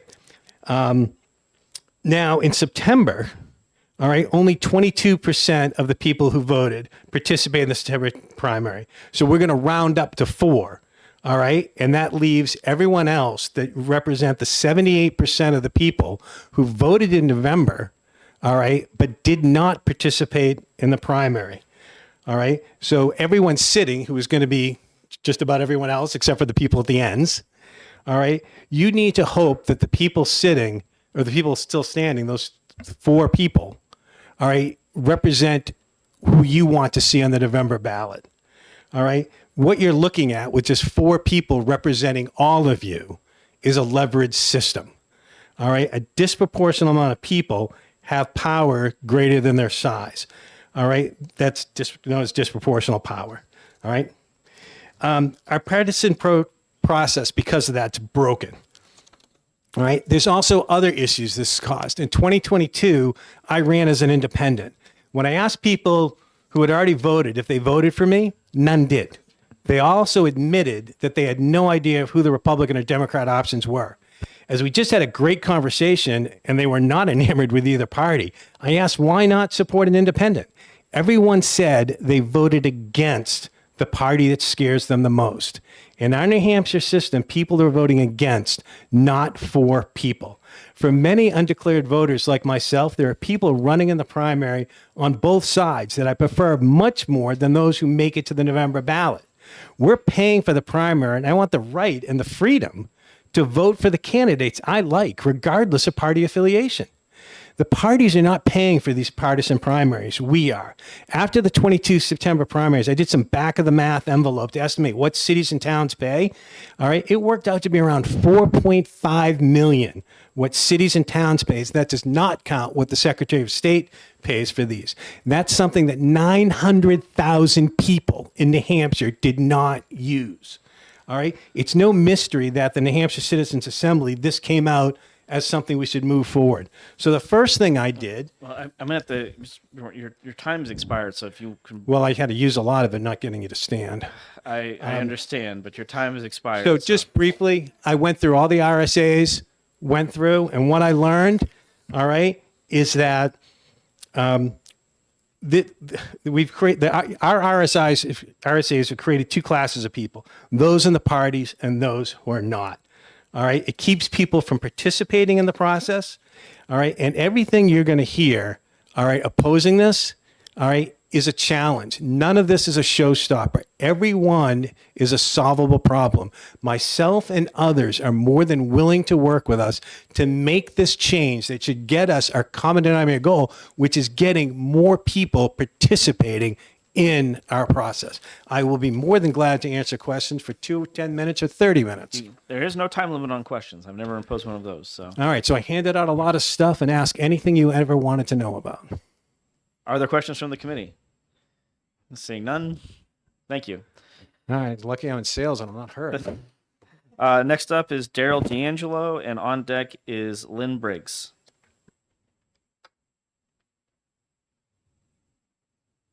Hi, I'm nervous. Sorry.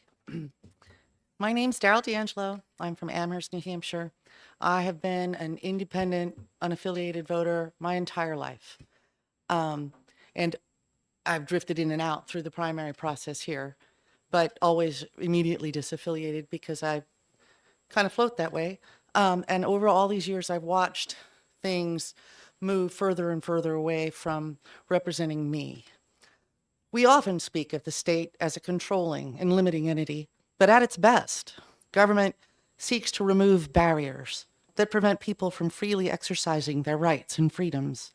HB 714 is an effort to increase freedom and choice for all Granite Staters. Our current system is experiencing multiple problems.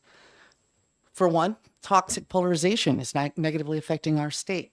It's a phenomenon that didn't originate here. We didn't start it, but it's hitting us very, very hard, and it's creating an environment of fear.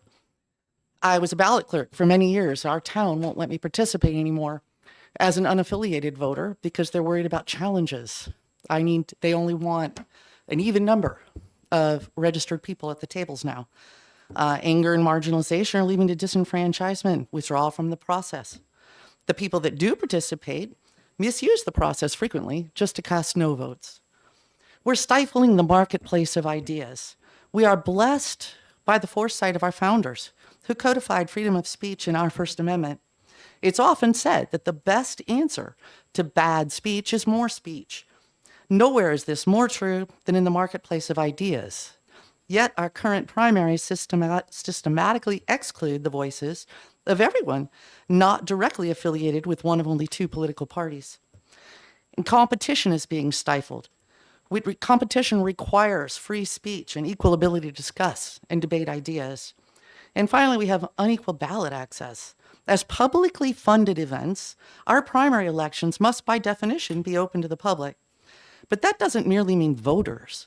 Public includes the voices of the largest voting bloc in our state, the unaffiliated. Our primaries provide public funding for private organizations, the parties. And since the public foots the bill, the barriers to participation have to come down. HB 714 recognizes and attempts to remove these barriers. Our forefathers fought for their independence from England because as a colony, they were being taxed but had no representation. Representation is fundamental to America's liberal values. As a New Hampshire property owner, I help fund our state primaries. But as an independent, unaffiliated voter, I'm not represented in the process. Independent voters have no primary candidates from which they can choose other than those of the two major parties. I hope the committee moves this bill forward. Thank you. Thank you. Will you be taking questions? Are there questions? Seeing none, thank you. Next up is Lynn Briggs, and on deck is Linda Bundy.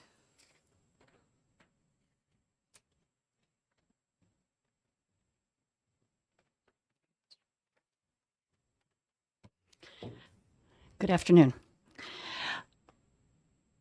Bill 7114, oh, sorry, Lynn Briggs, Amherst, New Hampshire. Bill 7114, to me, speaking as a ballot clerk of several years, I am no longer a ballot clerk, is a problem because I would watch undeclareds, which is not a party, come in and be very aggressive, very angry, for whatever reason, I'm not making judgment, and demand a ballot or not. When they were finished voting, they would go get into the line where you change back. It seems to me that that is a really disgusting way to behave, a horrible way to have to choose. So if we have a Republican Party and a Democrat Party, which are private entities, then maybe we need an independent, undeclared is what it is, an independent party that is privately funded. Just throwing it out there from my observations and what's been going on. Last week I did testify about the undeclareds not choosing a party by the first Wednesday in June. It was extended to October. That allowed 4,000 plus Democrats to become independent or undeclared, which again is not a party. So we either have to choose the two parties, the private parties in June to participate in the primary, or we need to go to 3 private parties. And I'll just keep it that simple. Questions from the committee? I will say, I am glad actually you reconciled that because I was wondering how you were going to get there. And you did, so cool. So thanks for that. I was sitting there, I was like, you were just here last week and you didn't say that. You didn't say. Next, any other questions from the committee? Seeing none, Linda Bundy, and then on deck is Kaylee Estradio. Yeah. It's going to get to the point where I don't even look for validation on it anymore. I'm just going to know that I got it right. Good afternoon, Chairman Barry and members of House Election Law. My name is Linda Bundy and I'm from Antrim. In June 2024, the New Hampshire Together Citizens Assembly brought together 50 New Hampshire residents representing a cross-section of the state's demographics and political ideologies. Over 3 days of discussion and debate, they found common ground and decided upon 4 key recommendations. One of these was establishing a single ballot primary. A single ballot primary allows all voters to consider all candidates without being restricted to one party. The largest group of voters in New Hampshire is undeclared, not Republican or Democratic. There is a strong tradition of people voting across party lines. It makes sense to simplify voting in the state and congressional primaries. This system would give voters more choice and ensure that winners have broad support. Our current system leads to both parties nominating candidates with more extreme views, both left and right. A single ballot primary is a step toward reducing polarization because it does not favor any side. I've worked as a ballot clerk in Antrim since 2022, and there always are undeclared voters who do not like having to declare a party in order to vote. On a number of occasions when I've explained this to them, they have stated, "I want to vote for the candidate, not the party." A single ballot primary eliminates the time and busy work that undeclared voters and election workers have to spend choosing a party before voting and then switching back to undeclared after. I agree with a diverse group of New Hampshire citizens from the Citizens Assembly who believe that a single ballot primary system will best serve our voters by reducing polarization and providing more meaningful choices. Thank you for the opportunity. Thank you so much, Ms. Bundy. I assume you're not taking questions by your getting up. That's totally fine. Next up is Kaylee Estradio, and then on deck is our own David Scanlon. Well, we do elect him, so he is our own. Think about that. I just blew your mind there, didn't I? Good afternoon. Thank you, Chairman Barry and members of the committee. For the record, my name's Kaylee Estradio. I'm a Durham voter and public policy fellow with Open Democracy. We're a nonpartisan nonprofit representing 36,000 voters across the state. And today I am testifying in support of HB 714. As the merits of the bill have already been highlighted, I want to focus on today's party polarization. The hyperpartisan nature of today's political system was warned against by our founding fathers. In Washington's farewell address, he predicted parties would become, quote, potent engines by which cunning, ambitious, and unprincipled men will be enabled to subvert the power of the people and to usurp for themselves the reins of government, destroying afterwards the very engines which have lifted them to unjust dominion. Madison also shared these concerns, noting in the Federalist number 10 that one of the core attributes of a, quote, well-constructed union was, quote, its tendency to break and control the violence of faction, which I think we could all use today. And with HB 714, this committee has the opportunity to do just that.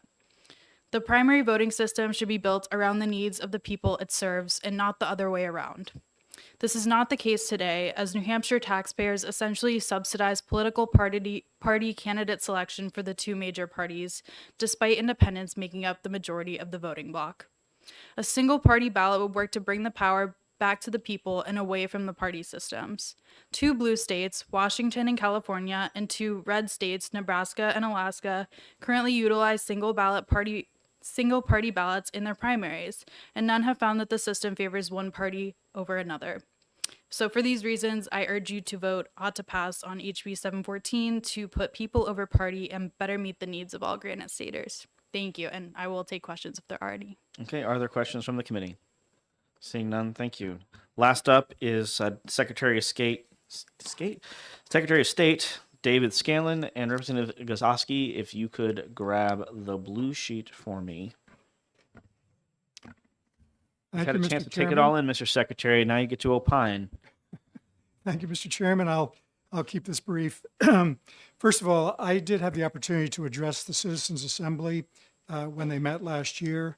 It was a really good exercise, and I hope that kind of dialogue continues around the state. They did a lot of outside the box thinking, and I think that House Bill 714 reflects that. But it would represent a really fundamental change in the way that we conduct elections in the state. And it would be heading in the direction of nonpartisan elections, very similar to what we do at town elections now, where people from whatever political persuasion get on the ballot, and the voters select the one that they want to serve as selectman or planning board member, whatever. This bill does have consequences from the standpoint of an election administrator. Having a single ballot does not mean that there's going to be less paper, because you're still going to have the same number of candidates, maybe even more if undeclared voters are allowed to participate on that ballot. And so it would either be a very, very long ballot or multiple pages. So I don't think that there would be a lot of savings in that department. And then there could also be unintended consequences. Representative Reed did a good job explaining how a community that is heavily belonging to one party could dominate the ballot. And the reverse of that could be true if you had a number of candidates from one party and just one or two of the other party, where the many candidate gets diluted, and the two minority candidates might survive the primary. And then what happens after the election's over and comes time to prepare the general election ballot, when you have, let's say, two members of one party that won the primary and no members of the other party, and you still have party columns, how does that ballot configuration look? I think that would require some statutory changes to sort that out. So I think those would be the concerns that I have, Mr. Chair. I'd be happy to answer any questions if there are any. Okay, are there questions from the committee? Representative Gilmore. Dave, have you ever looked at any of the California, Alaska, Nebraska, or Washington single? If you have, I'm just curious. Well, I've looked at California. California on a regular basis goes through a primary and ends up with candidates on the general election that are just from that one party that won. Okay. And if you are, let's say that happens, you have two Democrats that win and they're running against each other in the general election. The Republicans in that district are kind of disenfranchised because they wouldn't have somebody on the ballot that represents, their viewpoints in a general election. Thank you. Further questions from the committee? Seeing none, thank you. Is this question from you, Mr. Wilhelm, or did you receive a text message? I've got a question. Oh, okay. Okay. We'll allow it. I'm interested to hear what this Mr. question is. Secretary, could you just talk about the administration of a primary like this? Like what challenges do you see? Is it something that you could do, or what are some of the changes to statutes that you think would need to be made in order to execute something like this? It would require quite a bit of thought. We would have many more candidates running in the primary when you're incorporating all the candidates from both parties and maybe other parties or undeclareds that want to run. We would have to come up with a fair rotation scheme, which we talked about earlier today, and then try and figure out how that would work along with their party affiliations. Would they be listed on the ballot? How would that work?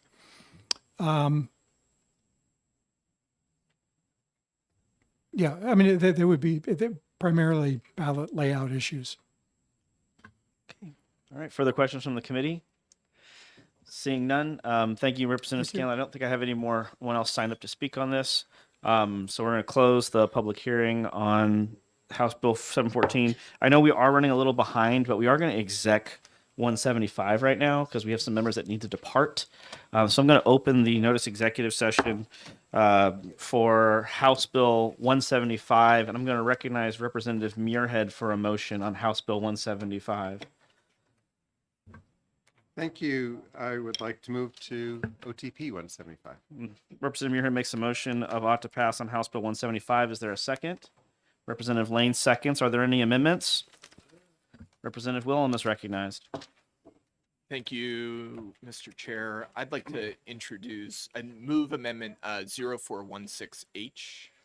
Representative Wilhelm moves amendment 2025-0461H to House Bill 175. Is there a second? Representative Muirhead seconds. So we are now on discussion on the amendment. Is there discussion on the amendment? Representative Wilhelm is recognized. Just to speak to the amendment briefly, this amendment is pretty simple. It would just move the effective date to January 1st, 2027, so that it doesn't impact the current election cycle for 2026. Is there further discussion on the amendment? Hearing none, we can do this by a voice vote. So are you ready for the question? All those in favor of adopting Amendment 2025-0461H say aye. Aye. All opposed say no. The ayes have it. Is there a new motion? Representative I Muirhead. move OTPA. Representative Muirhead moves moves House Bill 175 be ought to pass as amendment with Amendment 2025-0461H. Representative Wilhelm seconds him. We're now on discussion of the motion of ought to pass as amended. Hearing none, the clerk will call the roll.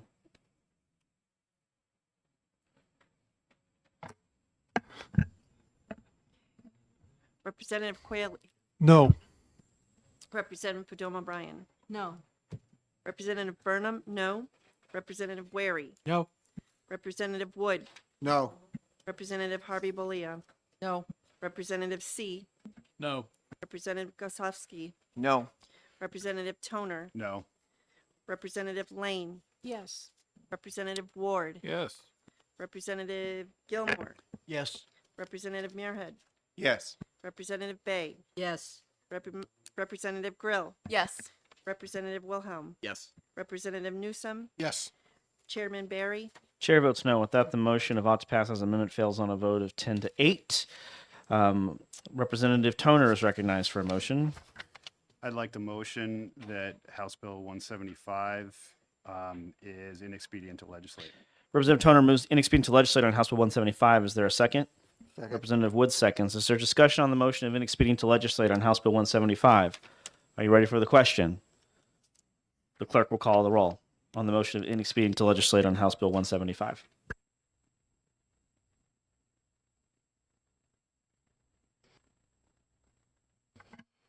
Representative Quayle, Yes. Representative Padoma Bryan, Yes. Representative Burnham, yes. Representative Wary, Yes. Representative Wood, Yes. Representative Harvey Bolia, Yep. Representative C, Yes. Representative Gosowski, Yes. Representative Toner, Yes. Representative Lane, No. Representative Ward, No. Representative Gilmore, No. Representative Muirhead, No. Representative Bay, No. Representative Grill, No. Representative Wilhelm, Yes. Representative Newsom, No. and Chairman Barry. Chair votes yes. You got Representative Wilhelm voting yes? Oh, no, this is my total. Yeah, he voted yes. Oh, he did? He did. Wilhelm? Yes. Oh, I'm sorry. That's why my head popped up like it's breaking up. Now I have to do math. Thanks, Representative Wilhelm. So with that, the motion of inexpedient to legislate carries on a vote of 11 to 7. Representative Toner, you will be responsible for the majority report. Representative Lane, who will be responsible for my minority report. Representative Muirhead will be responsible for my minority report. There will be, we're going to close the executive session for House Bill 175. There will be no more votes today. We will, if we have time, discuss some of the other bills on there, but there will be no more votes today. So if any members needing to depart may do so, you don't have to worry about there being a vote.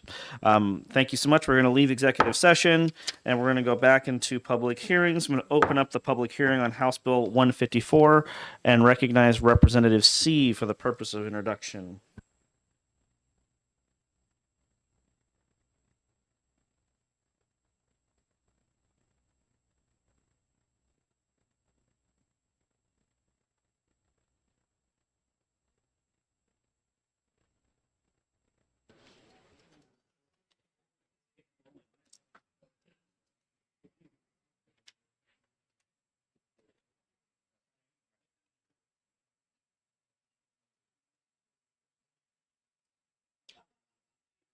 Representative C, you ready to rock?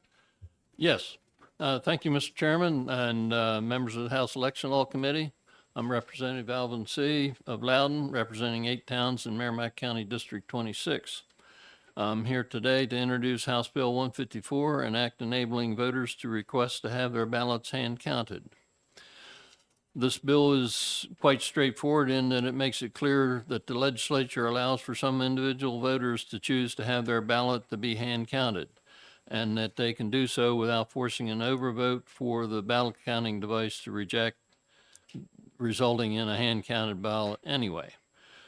There was some confusion at last state election that when a memo was sent to the moderators across the state from the Attorney General and Secretary of State, saying that the moderators would have to take names and report those who asked to have their ballot hand counted. So this is to clarify that that it is a permissible thing for people to do. And I thank you for considering this bill, and I'll take questions if there are any. Are there questions from the committee? Representative Bay. Thank you, Mr. Chair. Thank you for taking my question. So would this request also be available for those who requested absentee ballots? And how would they do that? Thank you for the question. For absentee ballots, there is not a provision for doing that. So, and that's not included in this bill. I did not consider that possibility. Normally, those ballots would just be, when they process them, just fed through the machine, unless happens to be an overvote on them, in which case they would have to be put in the auxiliary compartment for hand counting later. Follow up? Yeah, somebody else. Do you think that that provision should also be available for those who vote absentee? I don't know that it's really that necessary, because I think the people who are likely to be the ones asking to have their ballot hand counted are also likely to be people who would be in-person voters. But there's no reason not to consider having a provision. Unfortunately, you'd have to change the absentee ballot application and maybe some other provisions of law to be able to accommodate that. Further questions from the committee? Representative Lane. Are you familiar with the numerous studies that have been done that hand counting is actually more subject to error than machine counting? I haven't necessarily seen all the studies, but having been an observer at recounts on quite a few different recount sessions now, I'm quite familiar that the hand count towns usually have more errors than the machine count towns. And could I have a follow-up? Yeah, as long as no one else has one, yeah. Follow up. Are you concerned at all that this might slow down getting results if a lot of people do this, particularly in towns like Manchester or I guess Derry is a town? It could really slow down results. It can slow things down, but I think it slows it down even more when people deliberately put an overvote on their ballot. So then in the process of going through, because the overvote ballots have to be hand counted anyway, that's a separate provision.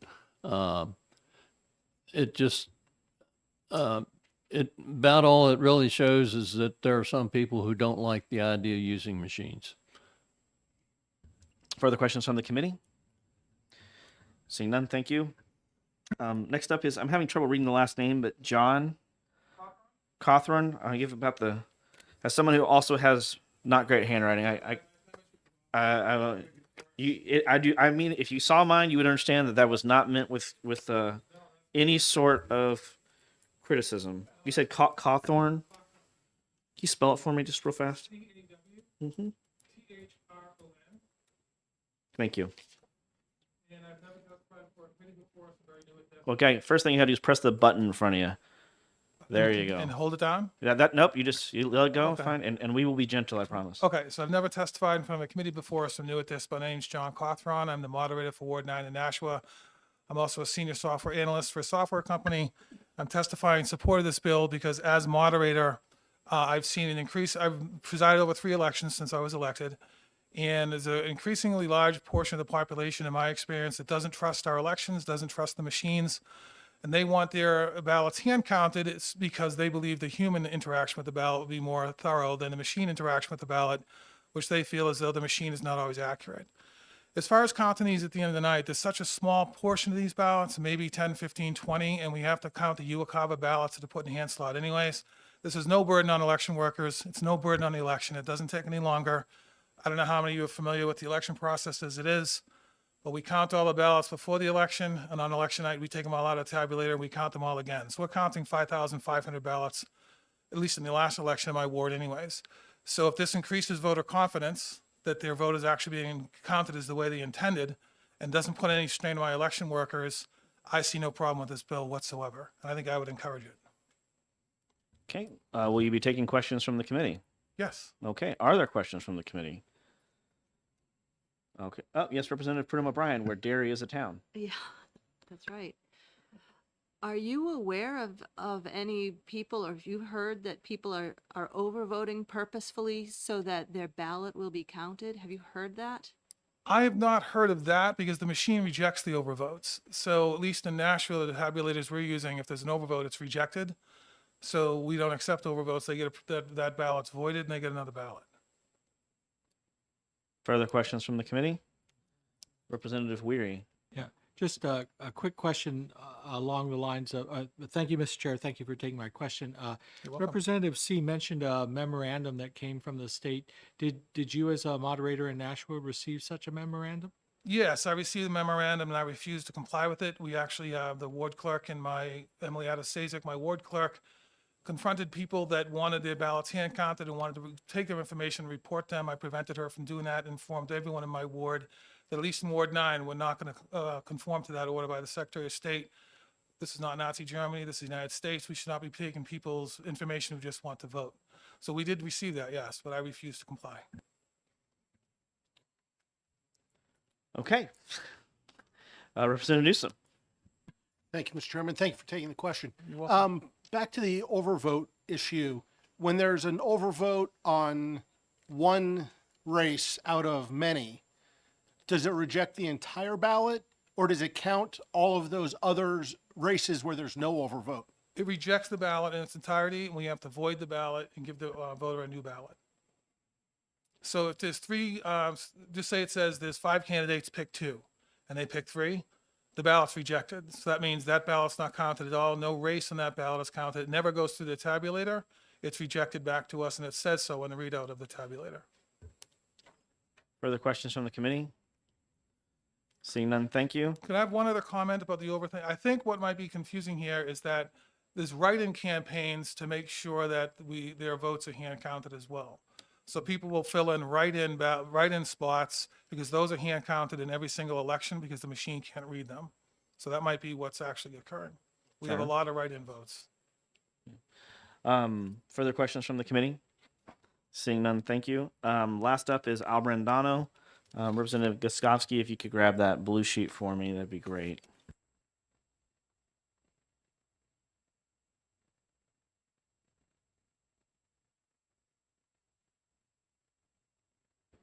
Al Brandano, Kensington, New Hampshire. I'm in support of this bill. One, to clarify a point today about hand count. There is no peer review study. It's really dangerous when people make statements without a peer review study on this subject matter. So if we're going to accuse that one system's better than another, it should be peer reviewed and you should have the study so we all can understand what you're referring to. Secondly, the Constitution calls for accuracy, not efficiency. The New Hampshire Constitution, nor the U.S. Constitution says something must be done within a certain period of time. Representative C, if you guys can take your conversation outside, you guys low rumbling voices we can't hear. Thank you. I'm going to restart your time, Mr. Brandon. I apologize. Thank you, sir. The Constitution calls for accuracy, not efficiency. we get pushed away from what our duty is, especially sworn oaths of duty that you swear to defend the Constitution. And in this case, it's accuracy, not efficiency. The third part is intimidation. I can tell you about intimidation because my town in Kensington, the moderator chose to put people or threaten people, not threaten, I shouldn't say that, but the letter from the letter from the Secretary of State and the Attorney General was virtually intimidation. It was put out 2 days before. It was a memo, and it said, if you have your vote hand counted, you can do it. The moderator should allow it, but if you do allow it, you're going to be put on a list. Now, that to me, what list, where does it go? No one knows. A memo is not a point of law. A memo is just a memo. So it's shameful that they used that tactic. But a lot of people were frightened and referred to, and what they did is they did what the moderator behind me just said, is they wrote in their ballots. They put in people's names, and it got hand counted anyway because they were afraid of being put on the list. I had 91 days with another person, the Attorney General's office, to find out how many people were on the list. And to the best of my knowledge, it looks like at the time we did it was 25 to 28 people. So this is really quite a shameful event, and we should be ashamed of ourselves for intimidating voters. And I'll take any questions. Okay, are there questions from the committee? Representative Grill. In terms of the memo that was issued, are you aware of any court challenges? It seems to me that would violate voter privacy if you have a town of so many and only a few. Believe it or not, we don't know why it was done that way, but it was done that way. It's public knowledge and it's in the evidence. And there are people who are moving towards a lawsuit, and my understanding, against the Secretary of State. And this is why, and the Attorney General, this is why having something like this so people aren't intimidated and can't be intimidated. And like I say, it's a small number of people, but if we allow students to vote with 5-year-old IDs, and we allow, people who are residents but aren't residents, and we allow all these things, what's wrong with allowing someone to have their vote hand counted? And like I say, there's an alternative way to do it by handwriting, but that's really puts more work on the moderators.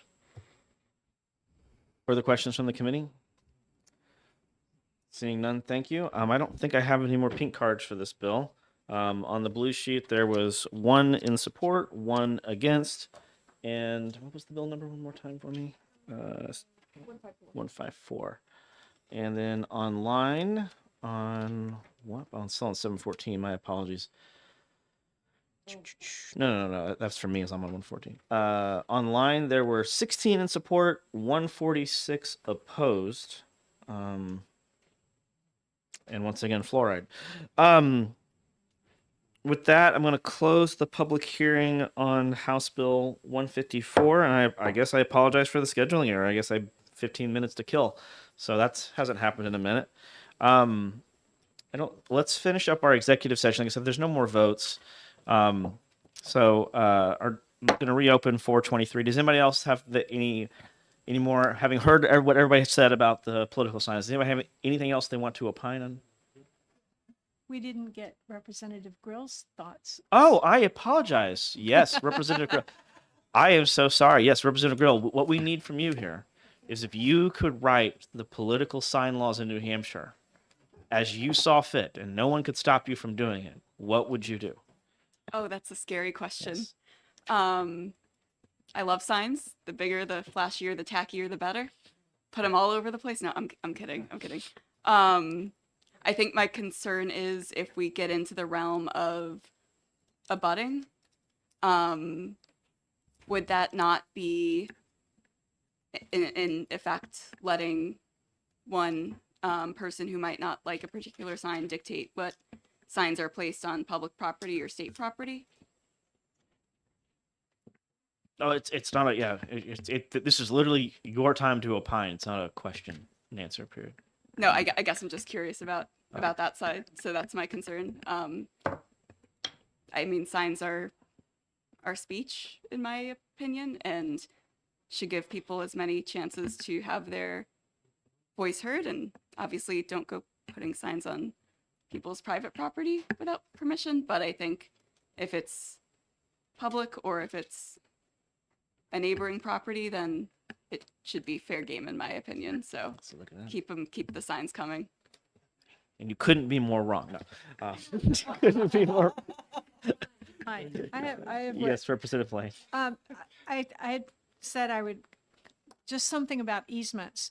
To go back to Representative Newsom's analogy, if you have a bundle of sticks, when you give somebody an easement, you're giving them one of your sticks.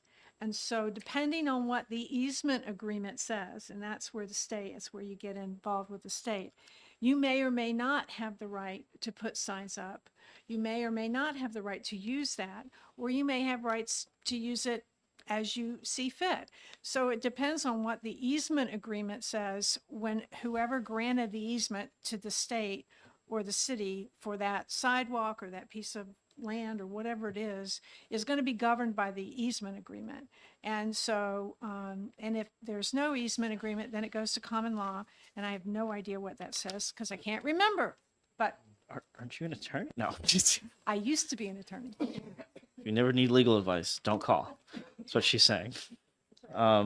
Further conversations on this, Representative? I said we're just talking here. So if you guys want to go to the bathroom or whatever, I want to explore this. I think I'm coming to an idea of what I'm going to do. But Well, I have a further thought in response to your preference of no political signs on public property. And I believe that was also the preference of Representative Newsom. No signs on public property at all, except by permission of the municipality. Well, I guess I'm okay with it being on state property the way it is now. Mhm. It's giving the right to control to private individuals where I have problems. And I understand that in my particular situation I described, that would satisfy my concerns. The difficulty with everything we do here is having it enforced. If the state enforced that, if the state owned the property underneath its highway right of way and enforced no signs on state public property, then that would suit me fine. So that's all. I just wanted to comment on that. further comments, questions, concerns? Okay. So I think what I'm gonna do is I'm gonna draft multiple amendments. Because we can take up multiple amendments. So I think what I'm going to do is try to divide the question as many ways as possible. And so like we'll do like one like total ban. We'll start with like just towns.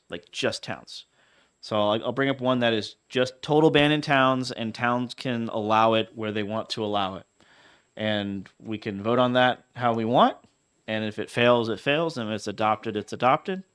And then I'll do one with state right-of-ways, where the property owner can put it up so long as it doesn't interfere with traffic, but no one else can. And then I'll do one with an adjoiner. However, I'm going to craft that. That'll be a fun one to craft, by the way. That'll be a real fun one to craft. But basically what I'm saying is I think what I'm going to do is I'm going to try to chop it up like 4 ways if I can figure it out, and just let the committee vote.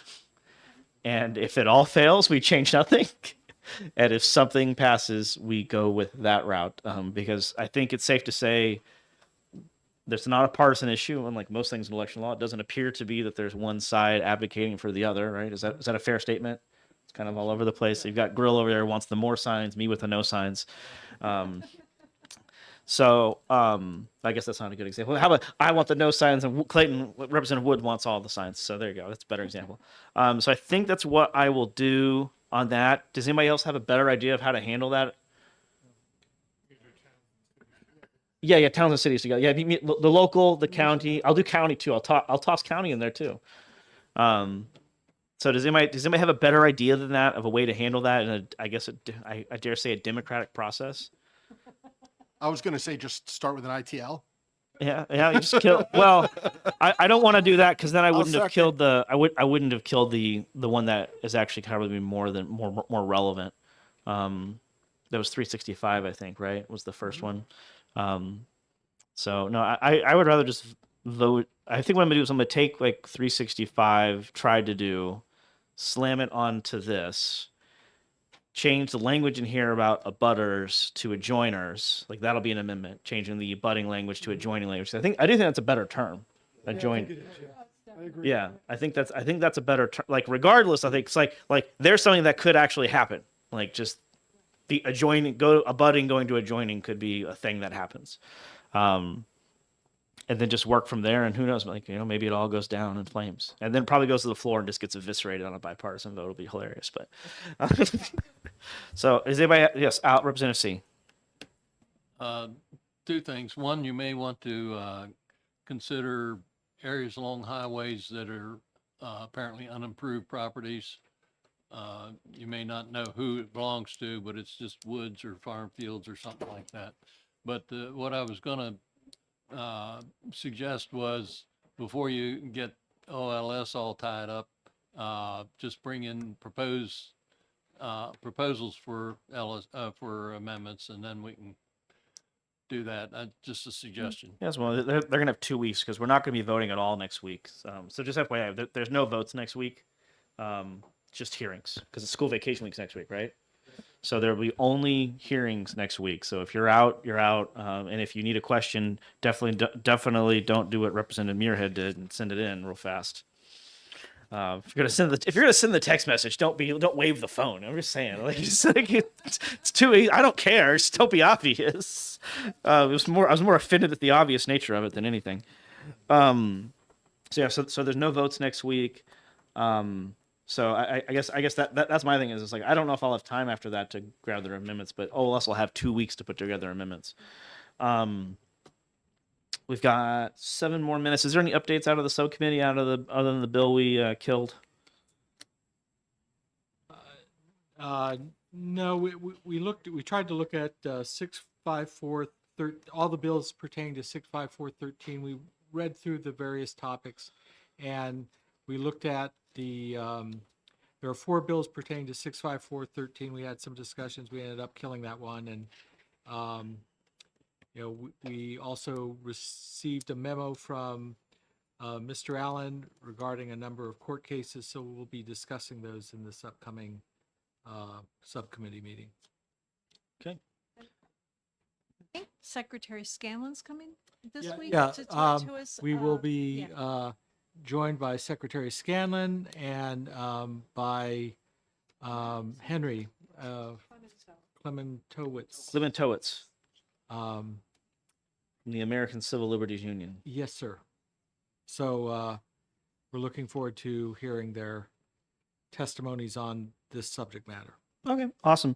All right. Well, with that, I'm going to close the executive session on House Bill 423.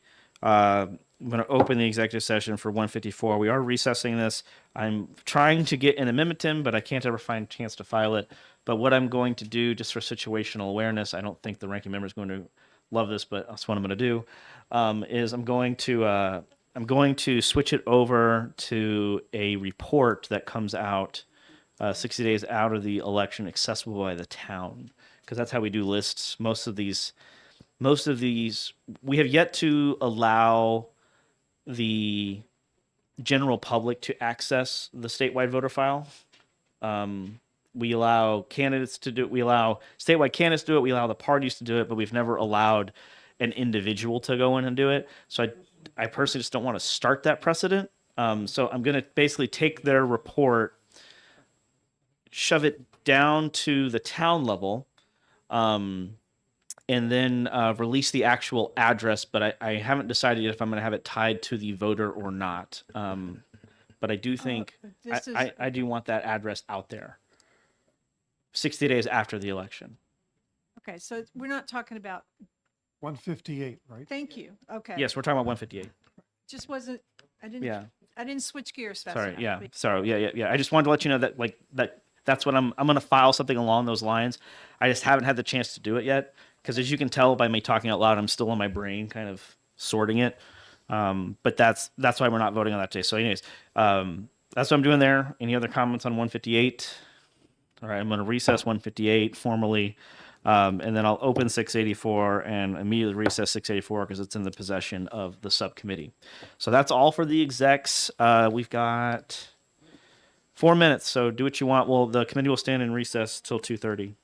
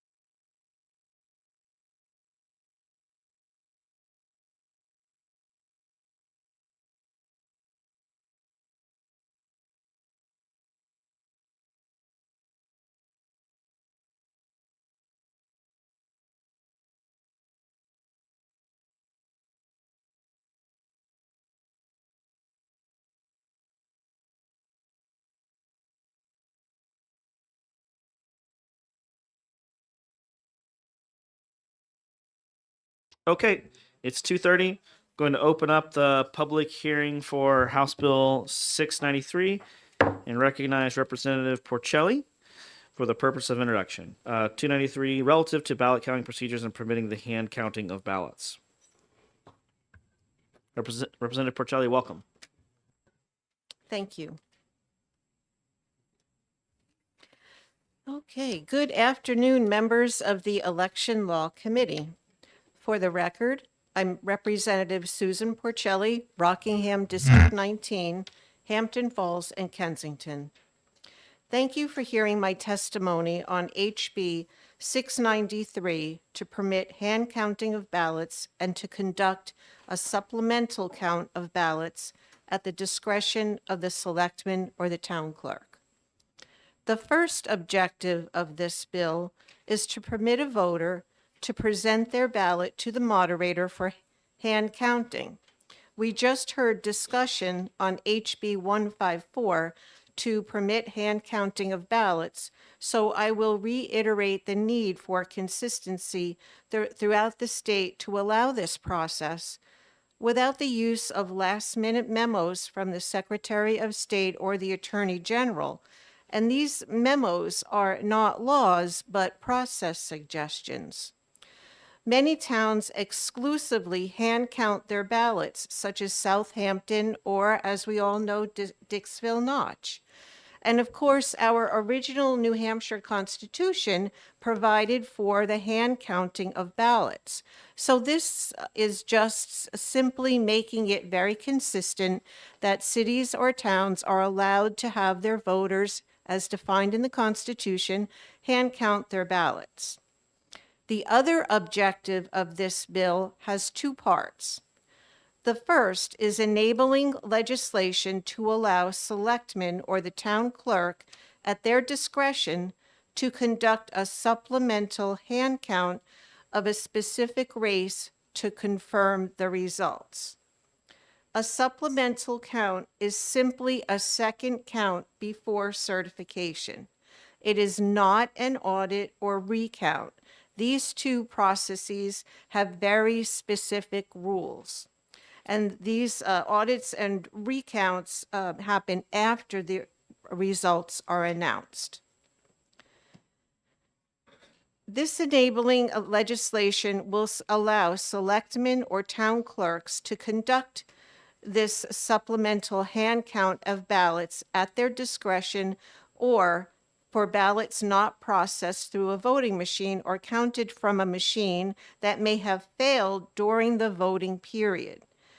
In the recent past, selectmen and town clerks were discouraged or preventing from performing this discretionary supplemental hand count of a specific election race to cross-check and validate the machine counts.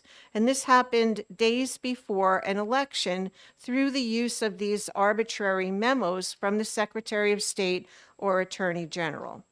So the purpose of this bill is to codify the practice for selectmen or town or city officials the ability to conduct at their discretion this supplemental hand count for a specific race just to confirm the election results without these last-minute advisory rules from the executive or the judicial branch.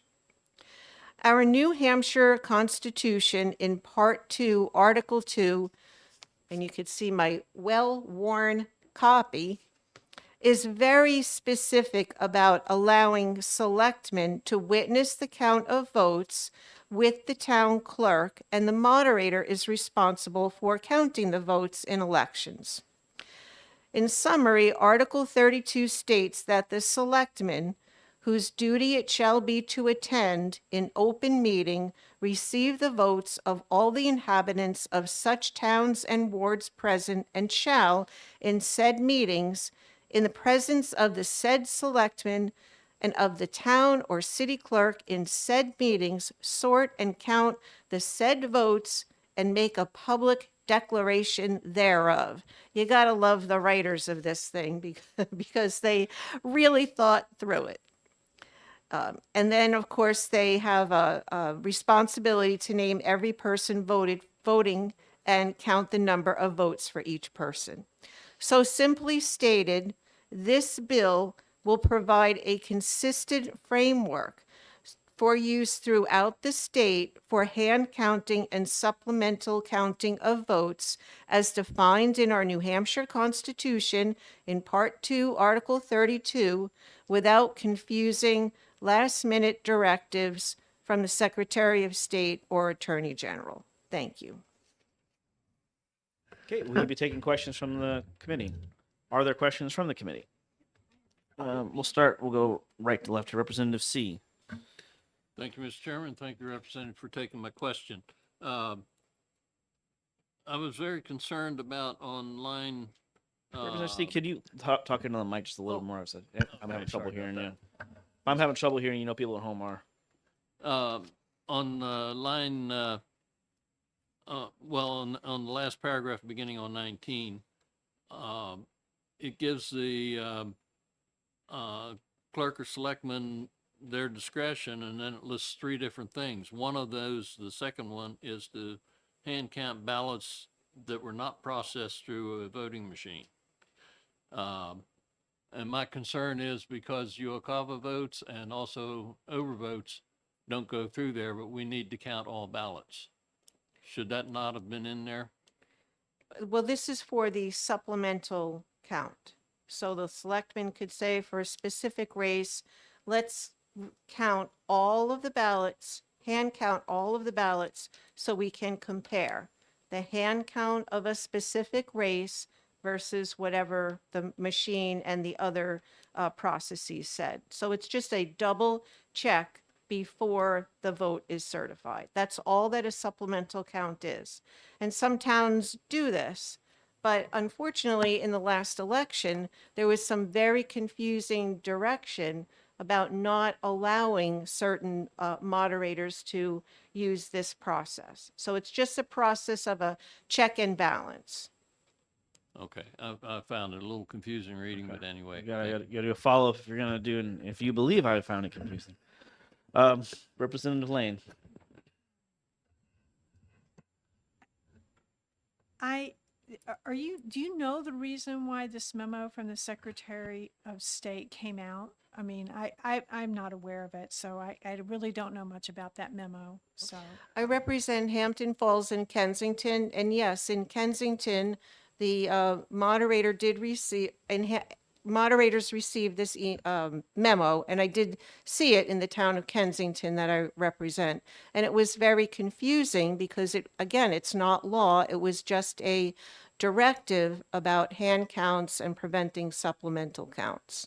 And it got to be very confusing for many moderators because it's not a consistent practice throughout the state. Further questions from the committee? Representative Newsom. Thank you, and thank you for taking the question. As you noted in your testimony, we heard a bill earlier to allow for the voter to request hand counting. And I noticed that your bill amends a different section of the RSAs. Do we need to amend it in both sections, or would only one spot be sufficient? I will double check with OLS. I asked them about this before they actually drafted the bill. And I was advised this is the section, but obviously there are two bills asking for the same thing. So we'll have to figure out how to make sure that it makes sense. And may I have a follow-up? Yes. Thank you. And through this process, I believe you said it was the moderator whose responsibility it is to announce the total votes. What happens then if any of these supplemental things comes up with a different result? Who's say gets... According to what I understand, it's the moderator that will have to review the counts for the specific race and make sure that everything comes out even. They've got to balance it out. Further questions from the committee? Representative Weary. Thank you, Mr. Chair, and thank you for taking my question. So this is not a recount. It's not an audit. It is simply kind of a quality control check on the quantity of ballots that have been accumulated during that election process. Has this practice been in place before? Yes. Many towns currently employ this, and we just want to make sure that it is a consistent process throughout the state so that there's no confusion on election day. Further questions from the committee? Representative Gilmore. You know, I've been a moderator for over 12 years and I've never heard of this, but my real question is, when you're doing a supplemental hand count, are you counting every ballot for that race? For a particular race, correct. Just to make sure that they match what the tape results would be. You know, in these presidential elections, I'm getting home at 2 a.m. I can't Gotta imagine. do a follow up there, doing that. Representative Gilmore. No question. Thank you. Okay. And it's Okay. not, it's not every race. It is at the discretion of, the town clerk or a selectman for a specific race. All right. Further questions from the committee? Thank you so much. Just so everybody knows, I did just send in an email to the Secretary of State, and I copied the ranking member and the Vice Chairman to get a copy of this memo. So if we get a copy of the memo, I'll distribute it to the committee in a BCC email to avoid a conversation. But I think there's enough questions around this memo that we should probably lay eyes on it. I only have one pink card, so it's Al Brandano.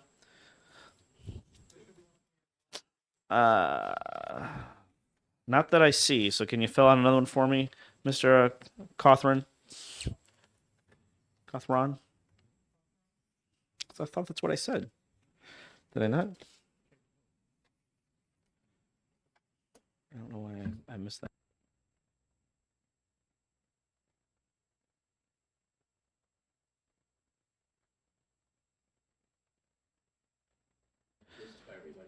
What is it? Is it written testimony or is it stuff you're going to reference? That's fine. We got plenty of time, so it's fine. We're towards the end of the day.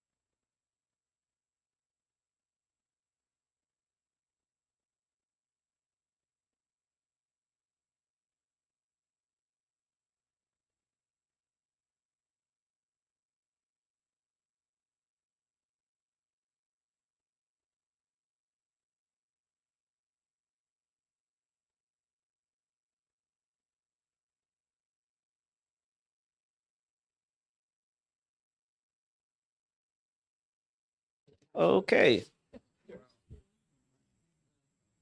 Oh, late entry. Yeah.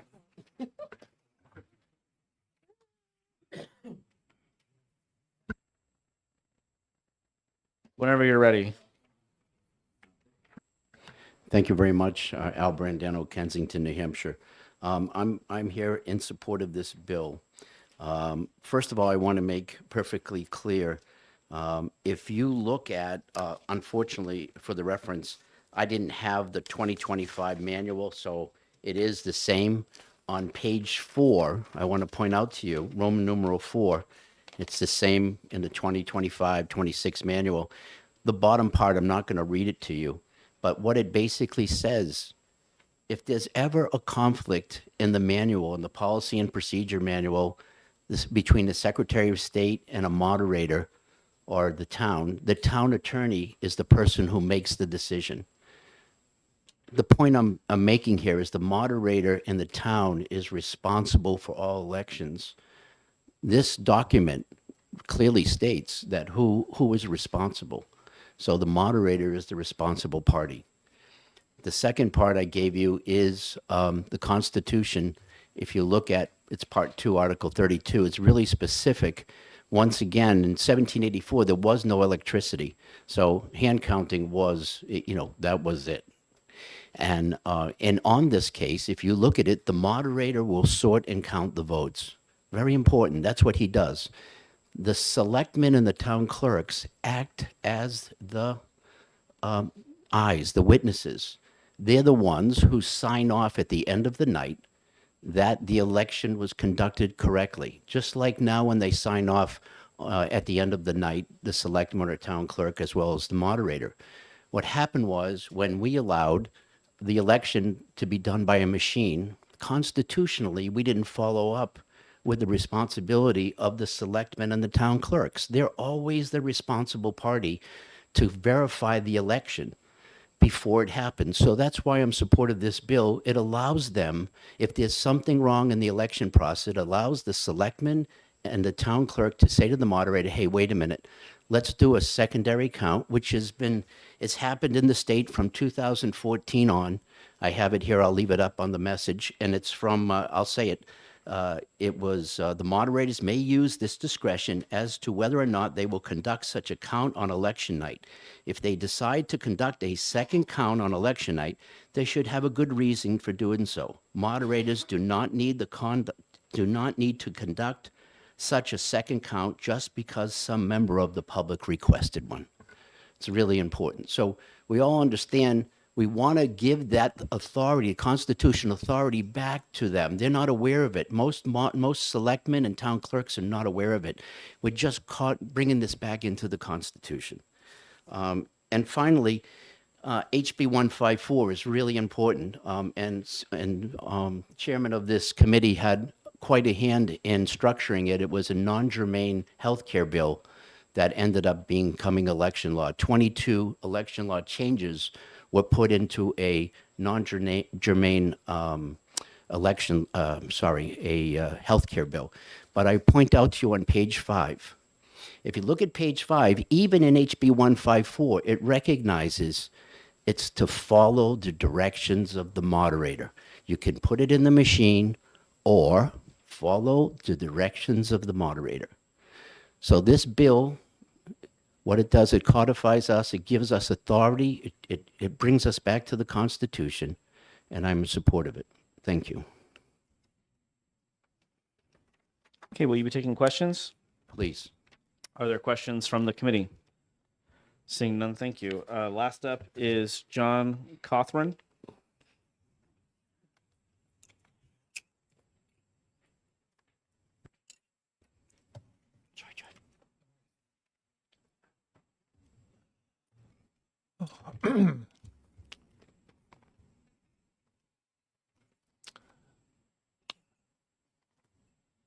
So proceed whenever I'm ready, Mr. Barry. Absolutely. So hello again, committee members. Thank you for taking my testimony. So again, I'm John Cothran. I'm the net moderator for Ward 9 in Nashua. I'm also a senior systems analyst for a software company, which is important to the conversation because one thing you should all understand, if you don't understand, is that if a machine can be programmed to do good, a machine can be programmed to do bad. A machine can also malfunction, and a machine can have bugs. So the tabulators in Nashua, they're the AccuVote tabulators, but they're programmed. So they're dependent upon who's doing the programming.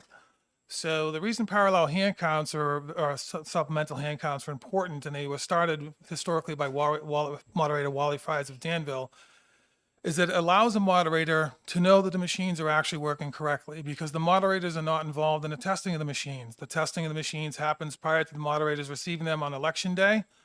And all we see is that there's evidence that the machine was tested, the city clerk signed off that it's working properly, but we have no idea that it is working properly. So Wally Fries came up with a supplemental or parallel hand count so that he can count the races and compare those results to what the machines were actually saying. So that's why the supplemental or parallel hand counts are important because, as I said as moderator, people are increasingly not trusting of our voting systems and that they know the machines can be messed with. Look up Harry Hursty in the tabulators. Anyone can see that on YouTube. The second part of this is the Secretary of State and the Attorney General since 2016 have been usurping the authority of the moderators and threatening and intimidating moderators not to perform their constitutional duties. This happened to me on November 5th, 2024. I was going to perform a parallel supplemental hand count of the governor's race. I had my moderator pro tem and one of the selectmen all set to do that. We had 4 teams of 2 to count all the votes. And my ward clerk called the Attorney General on me and reported me that I was doing something that was illegal. I got on the phone with Dick Tracy from the Attorney General's office, who threatened with having me arrested for committing a crime, violating election law, that I did not have the authority to count the votes as I saw fit. So for personal reasons, and at the end of a 20-hour day, I decided to tell my team, count them as they normally would. And Mr. Tracy told me that if we put the ballots in one pile, it's legal. If we put the ballots in 2 or more piles, it's illegal because that's an audit. Now, I'd also like to refer you all to the opinion of the justices, 53 NH 640, and it was decided in 1873 by the Supreme Court of New Hampshire, which recognizes the Constitution gives the moderator authority to govern the election. The Secretary of State does not have the authority to govern the election. The city clerks doesn't have the authority to govern the election. The Attorney General does not have the authority. The moderator has that authority. The moderator, the justice has also said, in any case to which these constitutional provisions are applicable, they are the controlling and supreme law of the state, and by the statute first cited, they are made applicable to representatives in Congress. The Constitution and these statutes are too explicit to leave any doubt in the minds of the general public of the duty of the moderator to count the votes, make a public declaration thereof. It furthermore says that if there's a problem on election night, the best way to correct that problem is with the moderator on election night, not waiting until the Secretary of State does a recount. So you may not know this, but as I said in my prior testimony, before every election, I get a team to go to City Hall. We all volunteer and we count the number of ballots we receive from the Secretary of State. To say there's 5,500, he says that we count that 5,500. Quite often it's not accurate. So it could be 5,600. At the end of every election night, we open up the tabulator, we take out all those ballots and put them on tables. And we pile them in piles and we count them anyways. So the hand count is happening in every single election as a matter of course now. All we're asking in this bill is that the Attorney General and the Secretary of State stop interfering with the moderator if he wants to do this process, and then we add this duty to the selectman and town clerk if they choose to do so. So it's pretty simple. In the governor's race, which I was going to supplement the hand count, I would have instructed my election workers to put the Ayotte ballots in one pile, the Craig ballots in another pile. We would then count them, add up the total of those piles to make sure we end up with the same amount of ballots, and then compare the Ayotte numbers to the printout of the tape and compare the Craig numbers to the printout of the tape to make sure that it was accurate. HAVA, the federal law, says that our elections are a no trust system. That means Dan Healy signed off that the machine is working, but I can't trust him. I have to test that in some manner. So when I went to test that on election night, I was threatened with committing a crime. So you cannot operate as a moderator under these conditions, particularly when the Secretary of State talks like he has the force of law. You follow his instructions, and if you are wrong, he says it's your fault. But if you are right, he says you don't have the power. And if you refer to page 4 of that election procedure manual, it says right there, this is not the law, this is the opinion of the Secretary of State. And I can tell you as a citizen who's just trying to do a good job, that the other end of the phone from the Attorney General at a call at the end of election night is no place that you want to be. That's why I'm here, because we have this power anyways. The legislature needs to remind the powers that be, the moderators at their discretion can do these hand counts and they should not be interfered with. I'll take any questions. Okay, are there questions from the committee? Representative Lane. Thank you for taking my question. You mentioned a Supreme Court case. Yes, I can give this to you. I can still You talked very quickly, so I couldn't jot it down. So I'm so sorry. I'm a little bit nervous. well, you're doing a great job. So Thank don't. you. So the opinion of the justices 53 NH 640 NH 1873 was a case in which the city clerk reported an invalid vote number. Okay. So the purpose of the case was to correct who had the authority to adjust that incorrect count. And did the city clerk or the town clerk have the authority to override the moderator? And the justices said no, that the city clerk cannot correct a mistake by the moderator. The selectman during the election night can do that. But I will submit this for everyone to read. Further questions? Representative Newsom. Thank you. Thank you for taking the question. You're welcome. I was a little confused by your testimony. It seemed to say at one point that the machines are tested before the election, but then you said they weren't tested before the election. What I'm And- saying is LHS Systems owns the proprietary software for the tabulators, at least for Nashua.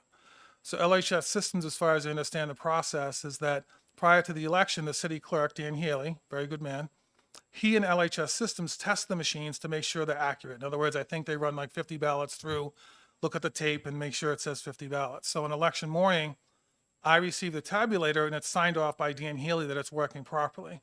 All I do is sign that, yeah, that's the evidence that's working properly, but I have no evidence that it's working. I didn't do the test. And if you look up Harry Hursty on YouTube, you can see how easy it is to manipulate the memory cards in these machines. So I think I'm answering your question, but I don't do the test personally as the moderator. I just sign off that it was tested. I just wanted to confirm that, yes, you answered the question that the moderator for the city is the one doing that test. No, the city clerk Or and LHS city clerk. Systems. City Clerk clerk. and LHS Systems does Okay. the test. City clerk, thank you. And quick follow-up though? I got to go to Representative Toner first. He's Okay. flagged in. No problem. I just had a quick question. So in my town, there was a defect in the circuitry of the voting machine. On when they performed their test, the parent test, it worked, and the day of the election, it didn't work, and then someone ran a circuit board. What is your opinion of a situation like that occurs? Like in my understanding, there was no test run on the second circuit board.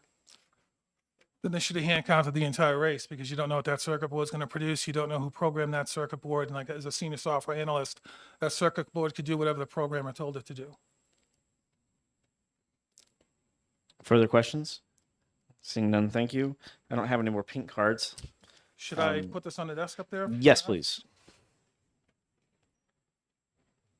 And then 263 was 10 in support. We're on 263, right? And 236 opposed, 1 neutral. So. What?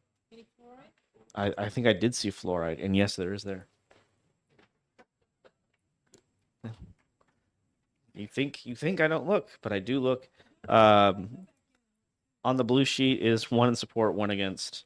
And with that, we'll close the public hearing for House Bill 693, and we will open the public hearing for House Bill 274. Recognize our own Representative Weary for the purpose of introduction. Why were they booing, Representative? There's boos. I heard boos. All right. Thank you, Mr. Chair and honorable committee members. For the record, my name is Bob Weary and have the privilege of representing Hillsborough, District 13, the great town of Hudson. RSA 65439 currently calls for the verification of the voter rolls every 10 years in what is euphemistically known as the voter roll purge.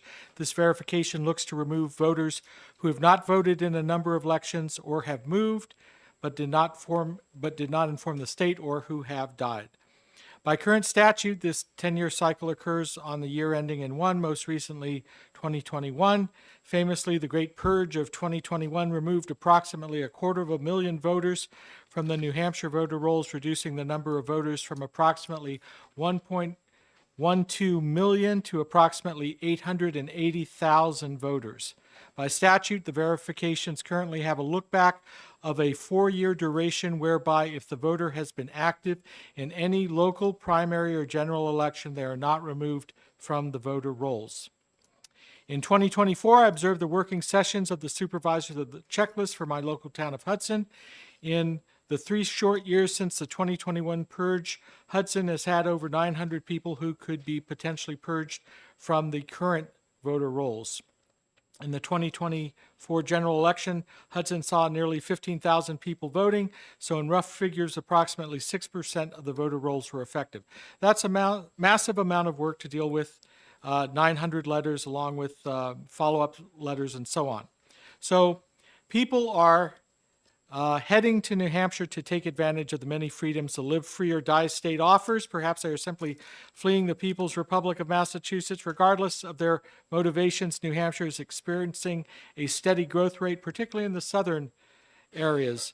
Therefore, it seems appropriate to decrease the interval in which voter verifications are done. To compensate for this increased frequency, the bill also extends the look back on voter activity from a 4-year to a 5-year duration. This allows a look back to include at least 1 presidential general election, which of course is the election having the greatest voter turnout. This increased frequency of verification, along with the increased look back duration, will result in at least 3 benefits. 1, more accurate checklists. Who wouldn't want that? Second, lower and less stressful workloads for the supervisors of the checklist. That is, the ongoing annual performance of the voter verification will be far less stressful than the massive undertaking required when the verification is only performed every 10 years. And 3, more consistency in the voter verification practice. By performing this verification annually, the supervisors of the checklist will be more readily familiar with the process and should have an easier time completing the verification tasks. I would also note that with the bill we heard earlier, HB 341, if that's taking care of the address changes with the National Change of Address information, then this verification would address voters who have died or who have been inactive. And so I think the 2 bills in tandem would certainly give us extremely accurate checklists. I would be glad to try and answer any questions the committee may have. Are there questions from the committee? Representative Lane. I just Of knew. course. I just I- knew. You just knew I would. didn't even. I didn't even see you raise your hand. Honestly, I just. So I seem to have misplaced my copy of the bill, but that's okay. I've already discussed it a little bit with Representative Weary. This is similar to a bill that we saw last year, That is correct. HB 1369. And in that bill, it was a review every 4 years, not annually. And then it looked back over 6 years. And because of that, we were able to capture 2 presidential elections. So for instance, if you missed one, there was a second one. So in order to have gotten bumped off the rolls, you would have had to have missed 2 presidential elections. So I guess I would just like you to speak to why now only one, because whether we like it or not, as you indicated, that's when we Right. get more votes, more voters. Yeah, I can't speak for all areas, but certainly we see almost a 3 times the local election turnout for voter election in Hudson.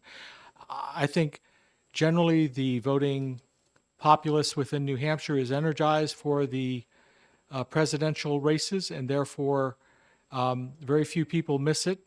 And so usually the ones who miss it would certainly be able to, when they receive a letter from the supervisor, the checklist, explain why they might have been inactive in that last presidential race. And therefore, I think that we just need one presidential race to look back on. I don't think we need multiple ones. Sure. Why an annual review rather than every 4 years the way you had it set up last year? It's really just for that consistency and reducing the overall workload year to year. So it's like dollar cost averaging for investment. This is just consistently doing this practice year after year after year. It keeps the voter checklists as accurate as possible in between the national change of address database information, as well as the ability to look for people who have been inactive in the previous 5 years now, as this bill would propose, and anyone who has passed on. Then that would allow for very consistent and accurate voter checklists. Yes, I'm so surprised you want one more. One more. Wow. Thank you. Anybody else can join in. Would you be willing to? I'm sorry. I don't know if No, you that's heard, okay. I don't know if you heard what. I did not, but that's was- okay. I'm sure he can tell me later. Now I lost my. Would you be willing? Would you be willing to consider looking back further to get 2 periods? If we're going to an annual one, could we extend it out so, like last time we did it, so you could capture 2, or is that just mathematically not possible? I haven't done the math, so I don't know.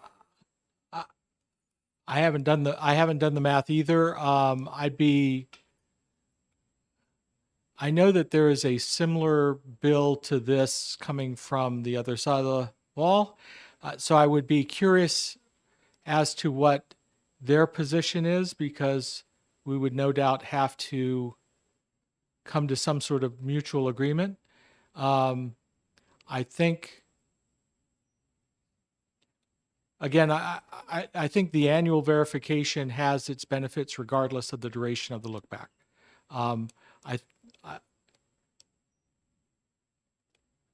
So I think I might be amenable, but I think there are other factors that we need to consider before we completely move forward on an amendment in that direction. You never know what they're going to do over there. Yes. Representative Newsom, did you have a question? Okay, would you like me to text you one? Further questions from the committee?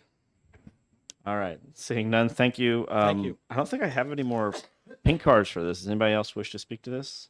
I put down 30 minutes for this because I thought there would be a parade of people like there normally are, and then I guess our friends on the left disappointed me. So Where's the love? Yeah, So where's the hate? Yeah, I don't know. It's either way, it's not here. All right, with that, we'll go online and maybe they express themselves online. Let's find out. 274. Or maybe it's just more fluoride, who knows? Yeah. 23 in support, 124 against, 1 neutral, and yes, fluoride was there.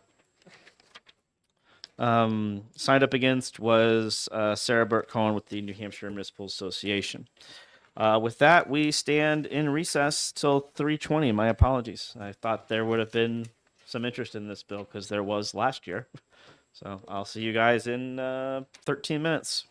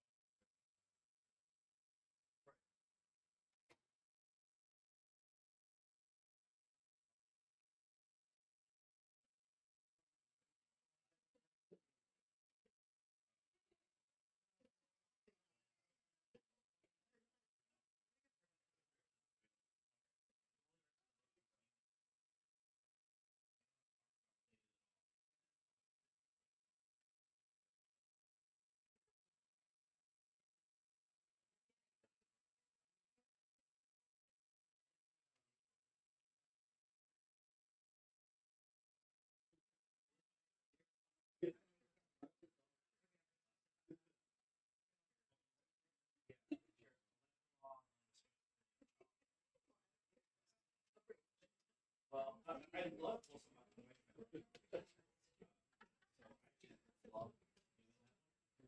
and I'll tell you what I love about that.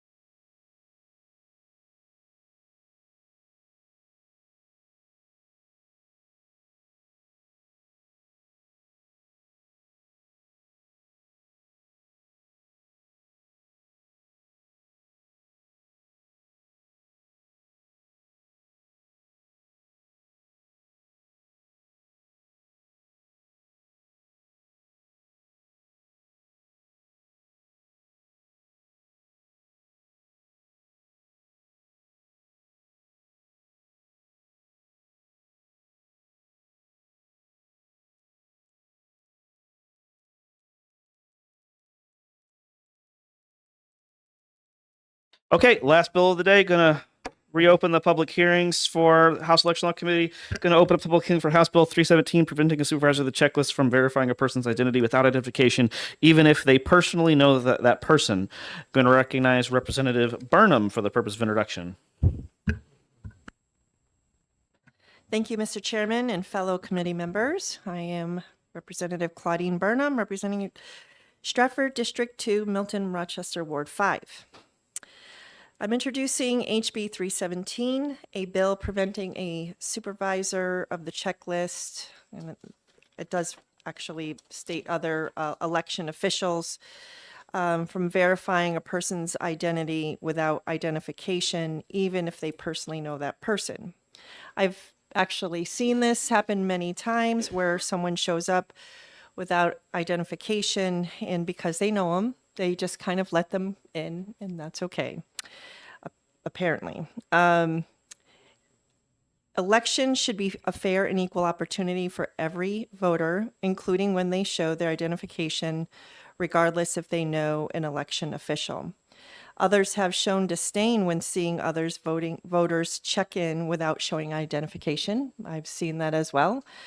And so we would just like to encourage consistency to all and to make sure that every voter is able to be verified equally and consistently.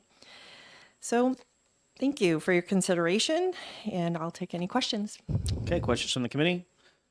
Seeing none, thank you. Okay, Next thanks. up is Linda Bundy.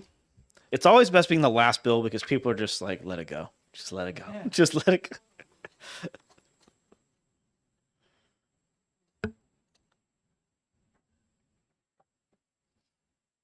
And I'll be very brief. Chairman Barry and members of House Election Law, my name is Linda Bundy and I'm from Antrim. I oppose HB 317, preventing a supervisor of the checklist from verifying a person's identity without identification, even if they personally know that person. I believe there is no need for this change to the voting laws. The people most likely to not have their ID with them are working people fitting in voting on their way to or from their places of employment, elderly people, or those with disabilities. Election workers take an oath at the beginning of the day. In keeping that oath, they would only verify a person's identification if it were true. Two of the Antrim supervisors of the checklist stated to me that they oppose this bill. One of them, Linda Morehouse, has submitted online testimony that I hope you will read. The other supervisor, Aaron Pills-Martin, has signed on in opposition to this bill. I ask that you vote inexpedient to legislate on HB 317. Okay, and you'll be taking questions? No, thanks. Awesome. No complaints here. Last up is Kaylee Estradio and Representative Gosofsky. Yep, looks like we have a late entry. Are you coming in late with the card? Yeah. All right, no last up then.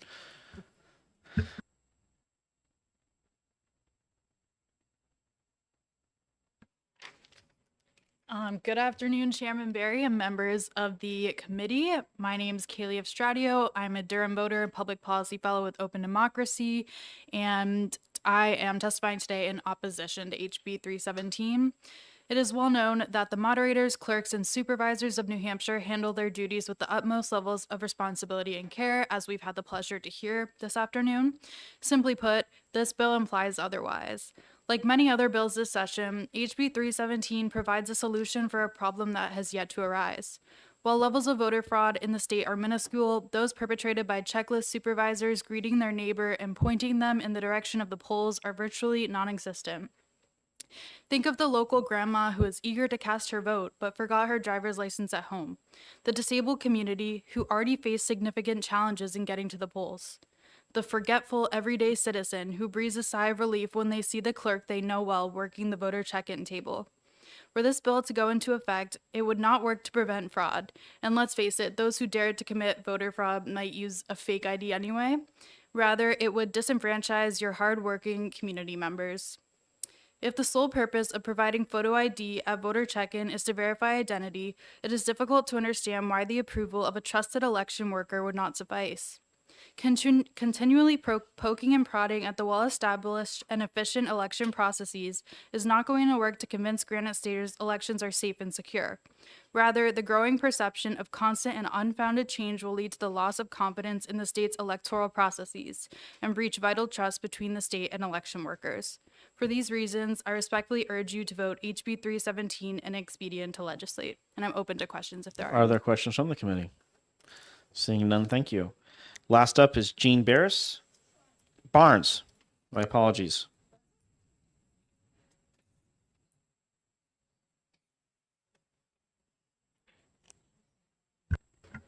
Mr. Chairman, members of the committee, my name is Jean Barnes, moderator, Ward 2 in Concord.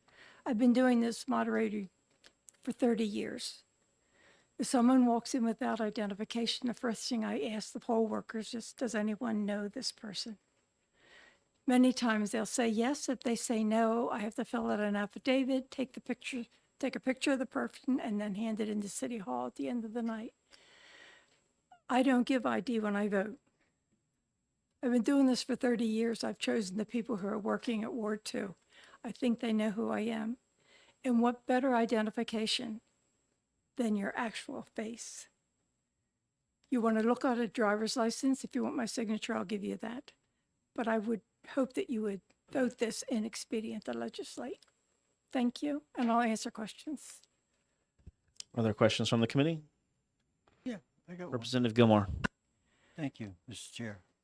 Well, as fellow moderator, what do you think the goal of this bill is if it isn't to prevent somebody from registering to vote? I don't think this is to register. I think Because- this is to be on the checklist. Yeah, but they're talking to the supervisor of the checklist. Their job, they're not going to see the supervisor of the checklist. I don't mean to get into a discussion, but I'm trying to work this out. That's okay. It's the last one of the day. We'll let stuff fly. They're not going to be seeing the supervisor checklist unless they're registering to vote. Right. They would have no reason to be there, as you and I both know after 40 plus years of whatever combined. Yeah, I don't know. I'm just trying to figure out what Yeah, this the is about. supervisors of the checklist are not allowed or not permitted to sit as check-in. They are allowed, they sit at the table that have the new registrants. They're outside the polling place. They have to be outside the polling place. It's just I very think strange. the outside the guardrail is what you mean, Yes. right? Yeah, not the outside the polling place. Thank you. Thank you. Further questions from the committee? Yes, Representative Bay. Thank you, Mr. Chair. Thank you for taking my question. In your experience, for each election, how many of this type of voters come to your polling place? And what? I would say in the past 30 years or so, well, it's only been a few years that you've had to identify yourself. Probably one each election, the major elections, the cities and towns. Of the 2,600 voters I have, I probably get 300. Last general election, I had 2,306. One person came without ID, and we could not identify no one in the room could identify the person. May I follow up? Yeah. So, in any of those elections, was there any race where the winner won by one vote? No. And I've never had a recount, and I've never had a deficiency. Well, we'll see. I got news for you. Let me tell you what happens when you make that promise. Representative Lane. This isn't a question, but as I indicated before, Ms. Barnes is the moderator at my ward, and I'm telling you, she runs a tight ship. Okay. Any further questions? I have some. So, is Hartwood Lane in your ward? I have 2,600 voters, but I do remember. Yes. Okay. All right. So it's an apartment complex. So how would someone be expected to know everybody coming in and out of that? How could they possibly do that? Ward 2 in Concord has, during the redistricting, I lost most of the houses. Mhm. I have trailer parks, condominiums, and apartments. Yeah. So last election, I had 342 new voters.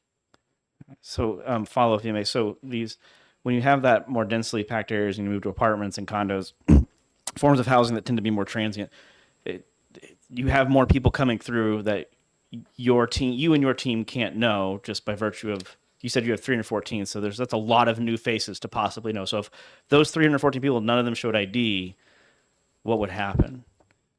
I would take their picture. There's an affidavit Yeah. that I have to fill out. They have to sign, and I take their picture and I staple it to the affidavit, Got and it. it goes to City Hall. Okay. All right. Any other questions? All right, thank you. That's it. We don't have anything. I don't have any. Do we have a blue sheet or anything like that? Has there come up? No, it's blank.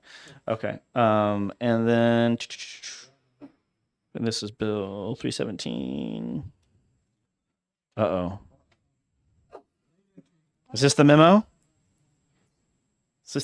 Is that an envelope of cash? The late entry. It is the memo. All right, thank you. Awesome. It is the memo I asked for. Thank you, Mr. Secretary. It's not an envelope of cash, unfortunately. Online, there was 14 in support, 260 opposed, 0 neutral. I don't have any more business today, so the committee we will reconvene next. We're going to close that public hearing at 317.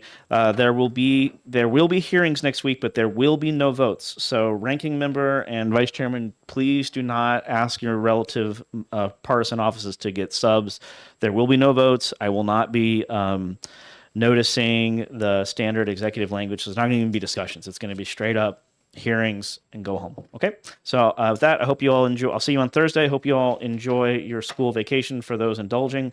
And we will be back in 2 weeks for votes and sessions. So see you then.